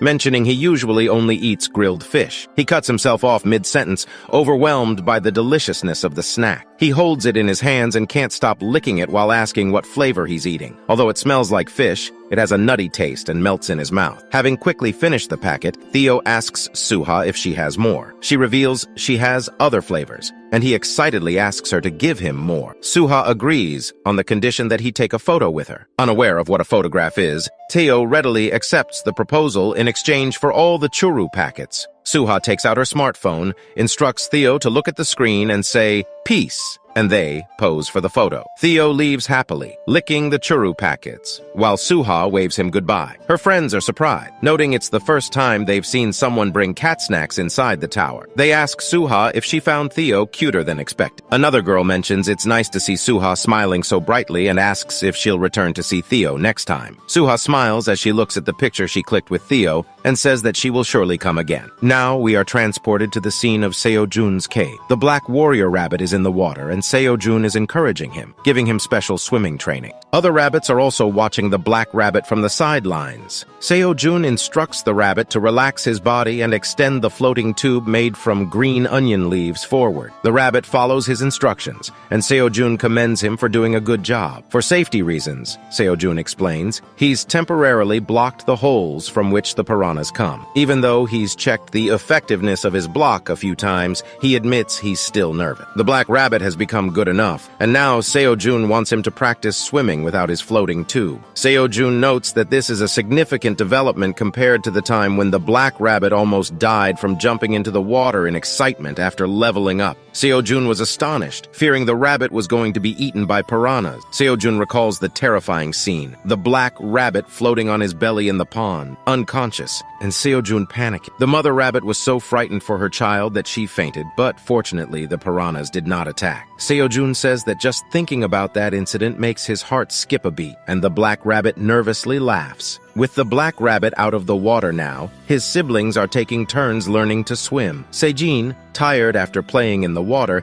expresses his desire to eat something sweet. He reaches into his bag to find his stash of honey, only to discover that the bottle is empty. Sejin has already consumed all the honey he collected last time. Thinking about the honey, Seo-jun is reminded of the poison honeybee who hasn't emerged from her hive since setting it up in the cave a few days ago. Seo-jun wonders if something happened, but then he sees something that shocks him. Around the hive, there are numerous small poison honeybees. Seo-jun reads their information window, stating that they're the offspring of the poison honeybee. Seo-jun is surprised. It's been a long time since he last checked on the honeybee, and now there are so many children around the nest. Seo-jun wonders if all these babies are the offspring of the honeybee he knows. He hadn't even noticed them before today. After some thought, Seo-jun decides that since he hasn't seen the bee for a while and because she now has kids, he needs to congratulate her. Glancing at his tomato fields, Seo-jun declares that he can't visit her without a gift. He then takes the only gift he can afford in this place, tomato flowers. However, the baby poison bees grow curious when they see Seo-jun approach their nest. Seo-jun calls out the honeybee and asks if she could come out for a moment. He's holding a bouquet of tomato flowers in his hand, and 2 rabbits are with him. Seo-jun explains that he has a housewarming gift for her. But then, he suddenly notices that the baby bees look aggressive. Their eyes are glowing red, and they're angrily flying towards Seo-jun. The farmer rabbits flee when they see the bees approaching them. Seo-jun is taken aback, and the black rabbit summons his hammer to fight against them. Seo-jun questions the bees about their intentions, urging them not to proceed with whatever they're planning, as they are not enemies. As he speaks, someone inside the hive appears to be listening to him. The baby bees look menacing and threatening, and the black warrior rabbit is prepared to battle them. Seo-jun instructs him not to fight the bees, but he recognizes that it may be the only way to protect themselves. The bees, enraged, charge at Seo-jun. He closes his eyes, anticipating their stings. But then the baby bees abruptly halt. Seo-jun opens his eyes and spots a creature he doesn't recognize. A large bee-like figure with a crown on her head is flying toward him. Seo-jun, taken aback, questions whether she could possibly be the poison honeybee he knows. A creature that resembles an anthropomorphized honeybee, encircled by the baby bees that are indeed her offspring, responds to Seo-jun's query in her own language. Seo-jun can read her information window. She's a poisonous queen honeybee. Seo-jun can only gawk at her, mouth agape, and the reaction from the black warrior rabbit is the same. Seo-jun wonders if she could truly be the honeybee he knows. The scene changes, and we see the tower manager looking very nervous, with sweat sparkling on her face. She was carefully reading a book called Ultimate Guide for Tower Managers. In the book, it said that poison honeybees were not your usual insects, but scary monsters who hunted other creatures for food. But there was no information about a poison honeybee being friendly with a human, or even transforming into a human-like creature. She shook her head, puzzled, thinking, then why is this poison bee behaving like this? She then turned to look at her crystal ball. In it, she could see Seo-jun and the honeybee staring each other. She decided she would watch them closely for now and would ask her wise grandpa later about this weird thing happening. Back at the scene, Seo-jun was really surprised. The poison honeybee had transformed into a gorgeous humanoid bee, and even the black rabbit was stunned. He was so shocked that his warhammer slipped from his paws, his mouth hanging open in surprise. Seo-jun, pointing at the bee, asked, "Are you the same little poison honeybee?" The bee gave him a big, cheerful smile and nodded. Listening to this, everyone's eyes widened even more. They couldn't believe what they were seeing. The black rabbit, with his mouth open from the start, made his mouth even bigger. Seo-jun, still stunned, whispered, "You have changed so much." In response, the human-like poison bee posed cutely. She bent one of her legs, put her hand near her mouth, and then, with a mischievous sparkle in her eye, winked at Seo-jun. Then the story about how the little bee became like this begins. After the day the little bee first drank nectar from Seo-jun's cave, she started experienced sudden changes in her body. With each sip of the nectar she drank, these changes grew more noticeable. Her body emitted a strong scent that made other bees uncomfortable, and she also gained a significant amount of weight. Even the queen bee of her colony became wary and began acting aggressively towards her. It didn't take long for the little bee to realize why everyone was treating her differently. She had developed the ability to lay eggs. Although this discovery surprised her, she saw it as an opportunity to become independent. Leaving her old hive behind, she decided to create a new one inside Seo-jun's cave, as she believed it to be the safest place. Within her new hive, the bee silently endured the pain for many days. Finally, after several rounds of transformations, she evolved into the human-like form we see now. She herself was taken aback by her appearance after the final transformation, realizing she had become a queen bee. Returning to the present, Seo-jun, with a smile on his face, congratulates the bee on becoming a queen. He acknowledges that the timing might be a little awkward, but he has brought a gift for her. As Seo-jun presents her with a bouquet of tomato flowers, the queen bee is deeply moved. She gazes at the flowers and her eyes shimmer with delight. Overwhelmed with happiness, she dashes towards Seo-jun and tightly hugs him, beginning to rub her cheeks against his, just as she used to do when she was little, while the other bees watch in curiosity. Then, after seeing their mom being so friendly with the Seo-jun, the baby bees thought they should do the same, and they flew up to him, cuddled up, and started to make him their new friend. At first, Seo-jun was taken aback, but soon he got used to it. The baby bees also started being nice to the rabbits. While the queen bee was still hugging him, Seo-jun gently patted her head and told her that he liked them too. A few days passed since this strange thing happened. We see Seo-jun sleeping deeply, but the black rabbit tries to wake up Seo-jun by attempting to remove his onion blanket, while the husband and wife rabbits shout from a distance. Still half asleep, Seo-jun's eyes slowly open, and he finds the baby rabbits holding his hand, trying to lead him somewhere.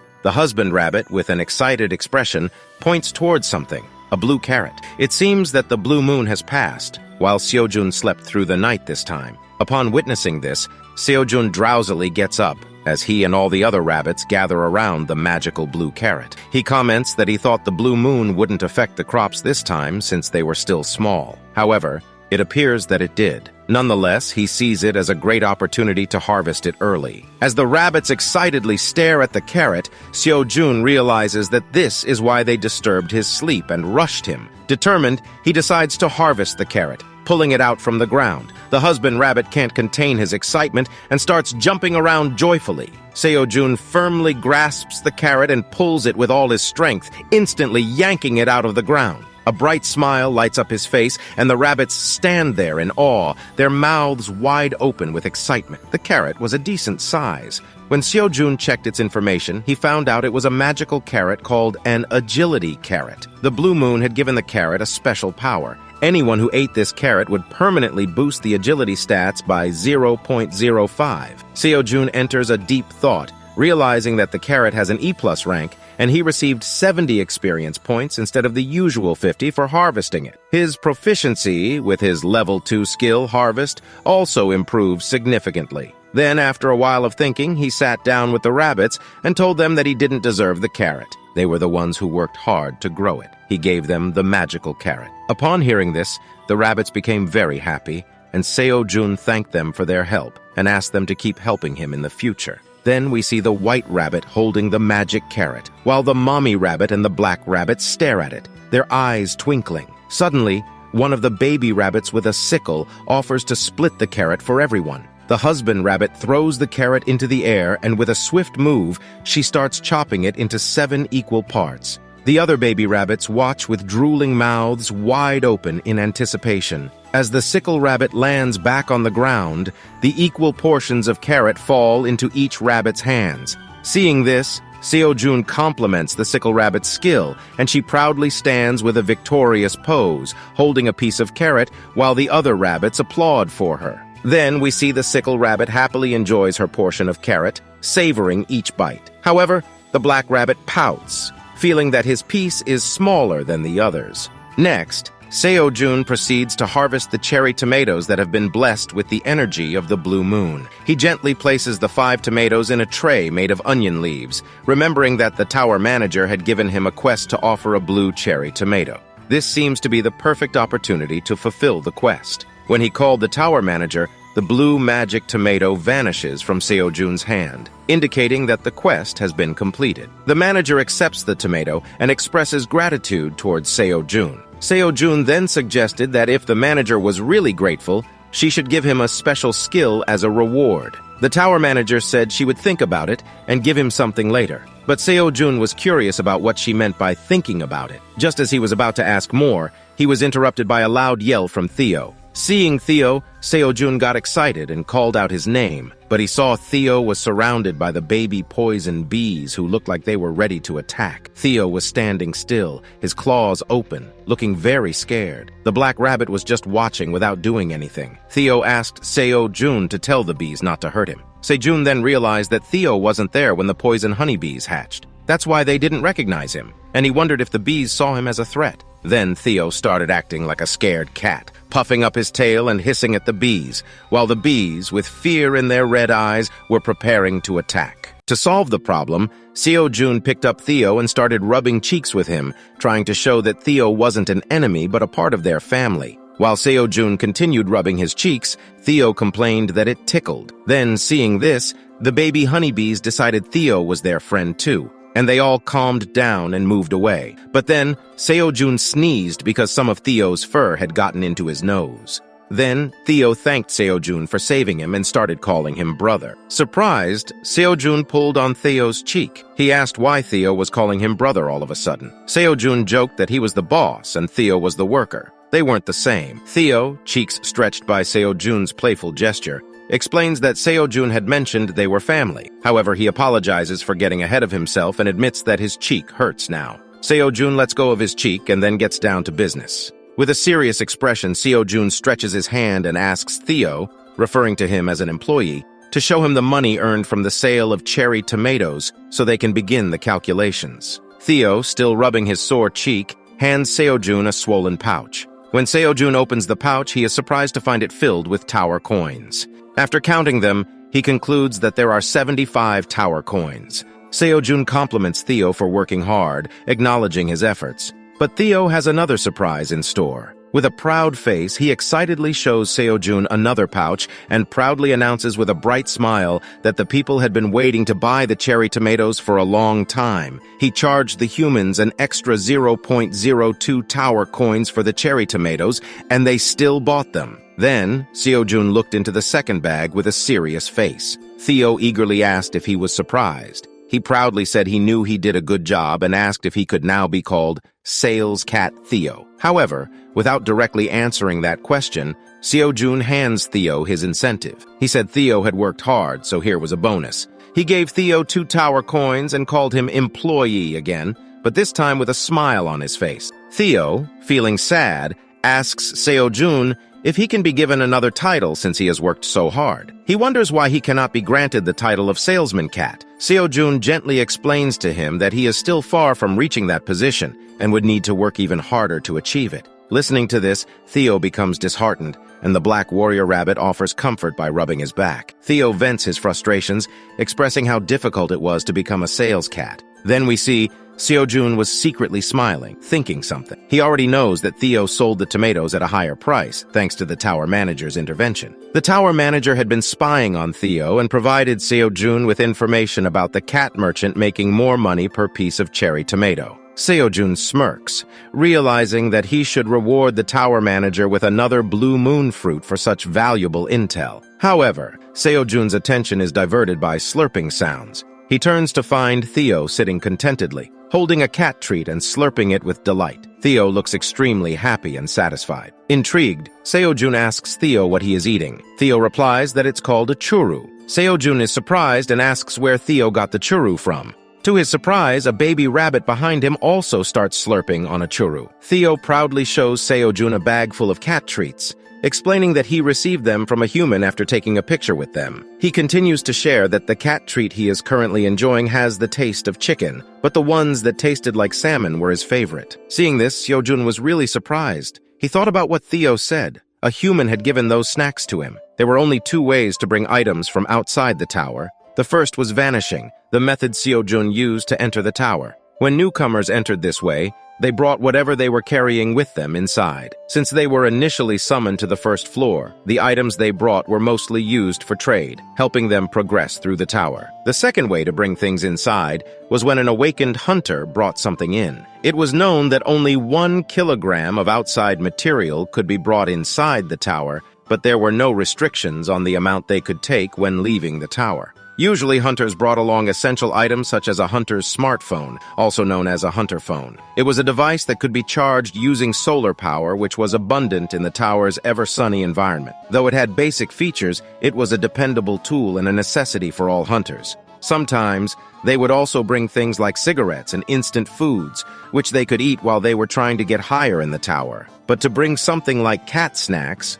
which they didn't really need, seemed like a fancy thing to do. As Sejun thought about why a hunter would bring cat snacks before he can finish his thought, a great idea crosses his mind. He gives off a wicked and twisted smile, thinking that he is a genius. Meanwhile, Theo, observing Seo-jun smiling maniacally to himself, wonders if Seo-jun wants some of his churu. Nervously, Theo stretches out his hand and asks Seo-jun if he would like to have some. Then we see Seo-jun giving an annoyed look to Theo, and he swiftly snatches the churu from Theo, declaring that he is confiscating it. As a result, Theo falls onto his butt from the sudden force. Theo, determined to retrieve his churu, grabs and pulls Seo-jun's shirt, pleading for it back. He explains that he earned it after taking a picture with the human girl, and Seo-jun replied with anger, "That's exactly the problem. You made a deal with that human girl for a photo," and with an angry expression, asks Theo to stop pulling his shirt, as it may tear. Seo-jun explains that he only has one pair of these t-shirts. With tears in his eyes and still gripping Seo-jun's shirt, Theo listens as Seo-jun explains that in condition number 3, it clearly stated that Theo was not allowed to make any deals with others without Seo-jun's permission. Seo-jun points out that Theo's actions have breached the contract. Theo becomes nervous and scared, realizing his mistake, and expresses that he didn't realize it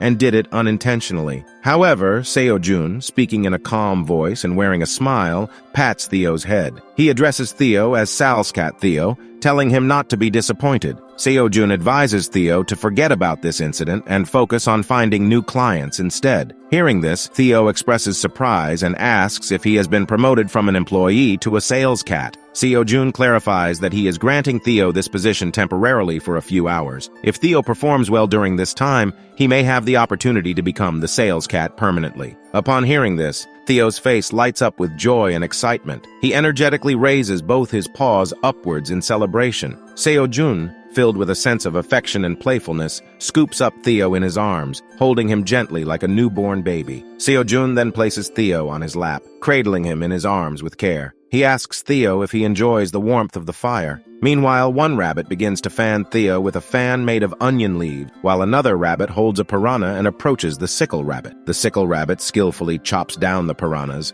and the husband rabbit wraps the chopped fish onto onion leaf. Next, Seo-jun gently places Theo down on his lap and opens a packet of churu with a warm smile on his face. He assures Theo that he can relax now and enjoy the churu. Theo eagerly watches as Seo-jun tears open the churu packet. Seo-jun personally starts feeding Theo, gently patting his head with affection. The rabbit with the fan watches the scene unfold, smiling at the heartwarming moment. As Theo happily enjoys the churu, he wonders if being a sales cat allows for these special privileges. Seo-jun then addresses Theo as Sir Sales Cat and asks if he is enjoying the churu. Theo replies with a happy face and extended arm, expressing his delight and mentioning his desire to eat grilled fish as well. As we see Theo sitting on onion leaves, happily enjoying his churu, Seo-jun starts grilling some piranhas, assuring Theo that the fish will be ready in just a minute. Seo-jun once again addresses Theo as Sir Sales Cat. Curiously,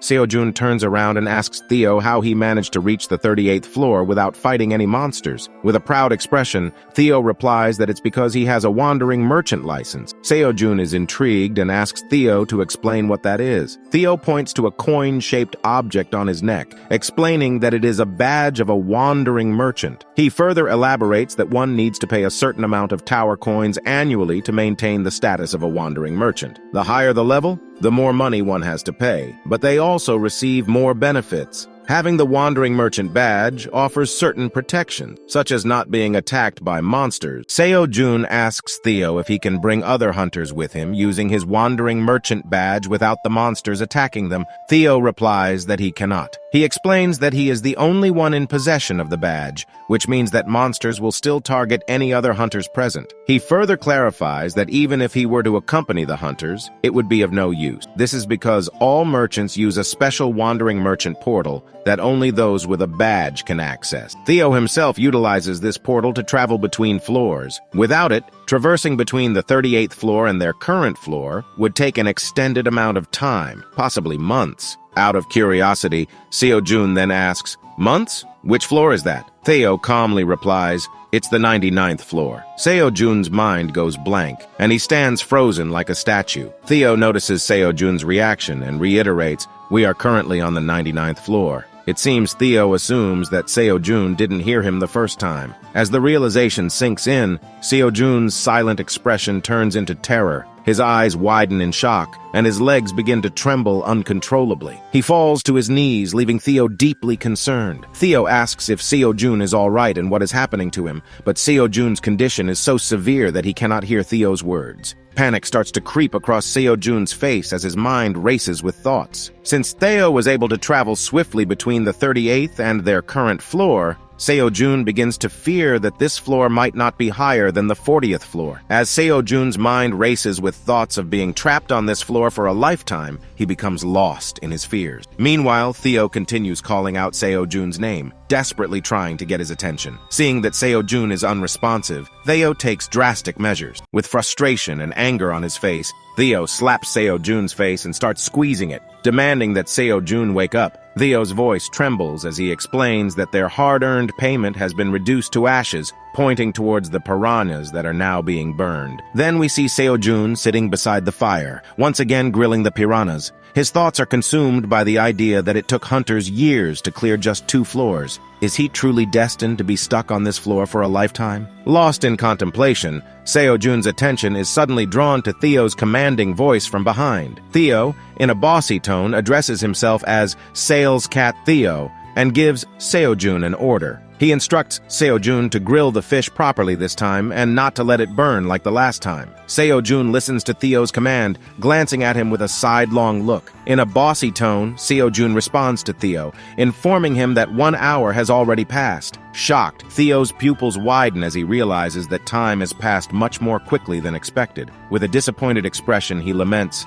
"What a shame." Suddenly, a great idea dawns on Seo-jun as he looks at Theo's wandering merchant badge. In his mind, he envisions a scene where several hunters are injured and frustrated, not knowing what to do. Seo-jun appears in his imaginary thought, wearing a black hat, old-fashioned clothes, and a large bag on his shoulder. Theo, raising both his hands, greets the hunters and tells them to come, signaling that help is on its way. As Seo-jun and Theo strike a majestic pose, with one hand on their waist and the other on their forehead. A wave of excitement ripples through the crowd. Shouting with sparkly eyes, they declare that it is the legendary wandering merchant, the tower farmer Seo-jun, accompanied by his partner, the orange cat Theo, purchasing all of Seo-jun's vegetables. Seo-jun, with 2 full bags of tower coins in hand and many other bags being offered to him by the other hunters, finds himself overwhelmed by the transactions. Meanwhile, Theo tries his best to manage the group of enthusiastic hunters, urging them to form a line and not to rush. Amidst the commotion, we catch a glimpse of Seo-jun's cute face,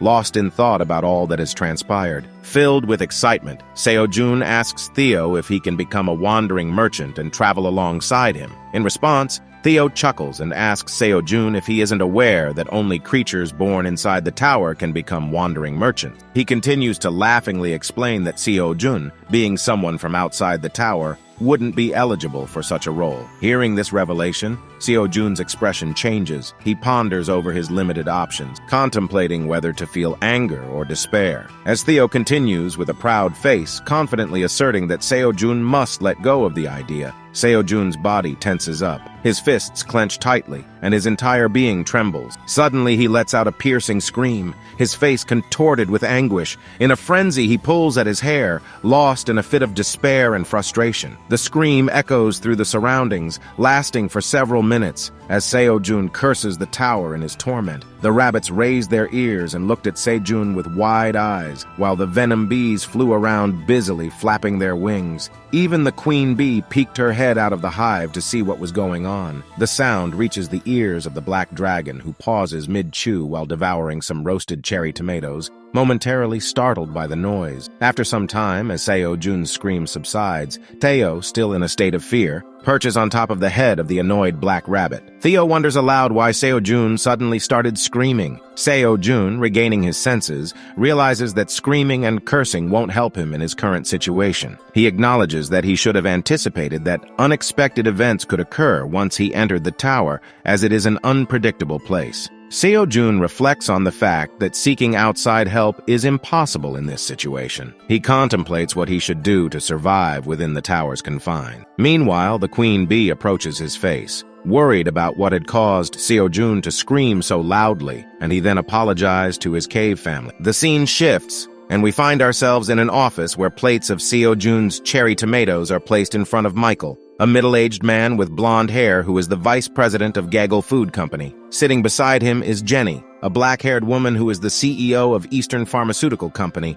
casually folding her legs. Curious, Michael asks Jenny if the cherry tomatoes are the mysterious item that has been gaining popularity recently. Jenny confirms his assumption, mentioning that she received them from her brother, who is a member of the Phoenix Guild. She explains that, unlike her, who is not a hunter, Michael can see the status window of this particular cherry tomato because he is a hunter himself. Then Michael, after seeing the cherry tomatoes, throws them onto the plate, expressing his disdain for the item. Jenny, in response, questions whether the vice president of Gaggle, who controls 39% of the global food market, has lost his business acumen. Michael, with a threatening face, warns her about the consequences of speaking carelessly. In a confident manner, Jenny snaps her fingers, and a hologram of the cherry tomato data appears from her tablet, shocking Michael. Beads of sweat form on his face as he realizes the significance of the data. Jenny explains that although her company failed to extract the method of creating these cherry tomatoes, the research data they obtained is beyond anyone's imagination. Michael, still in shock, sits back down and asks why she showed him the data. Jenny, still folding her legs, replies in a deep voice that she is willing to sell this data to him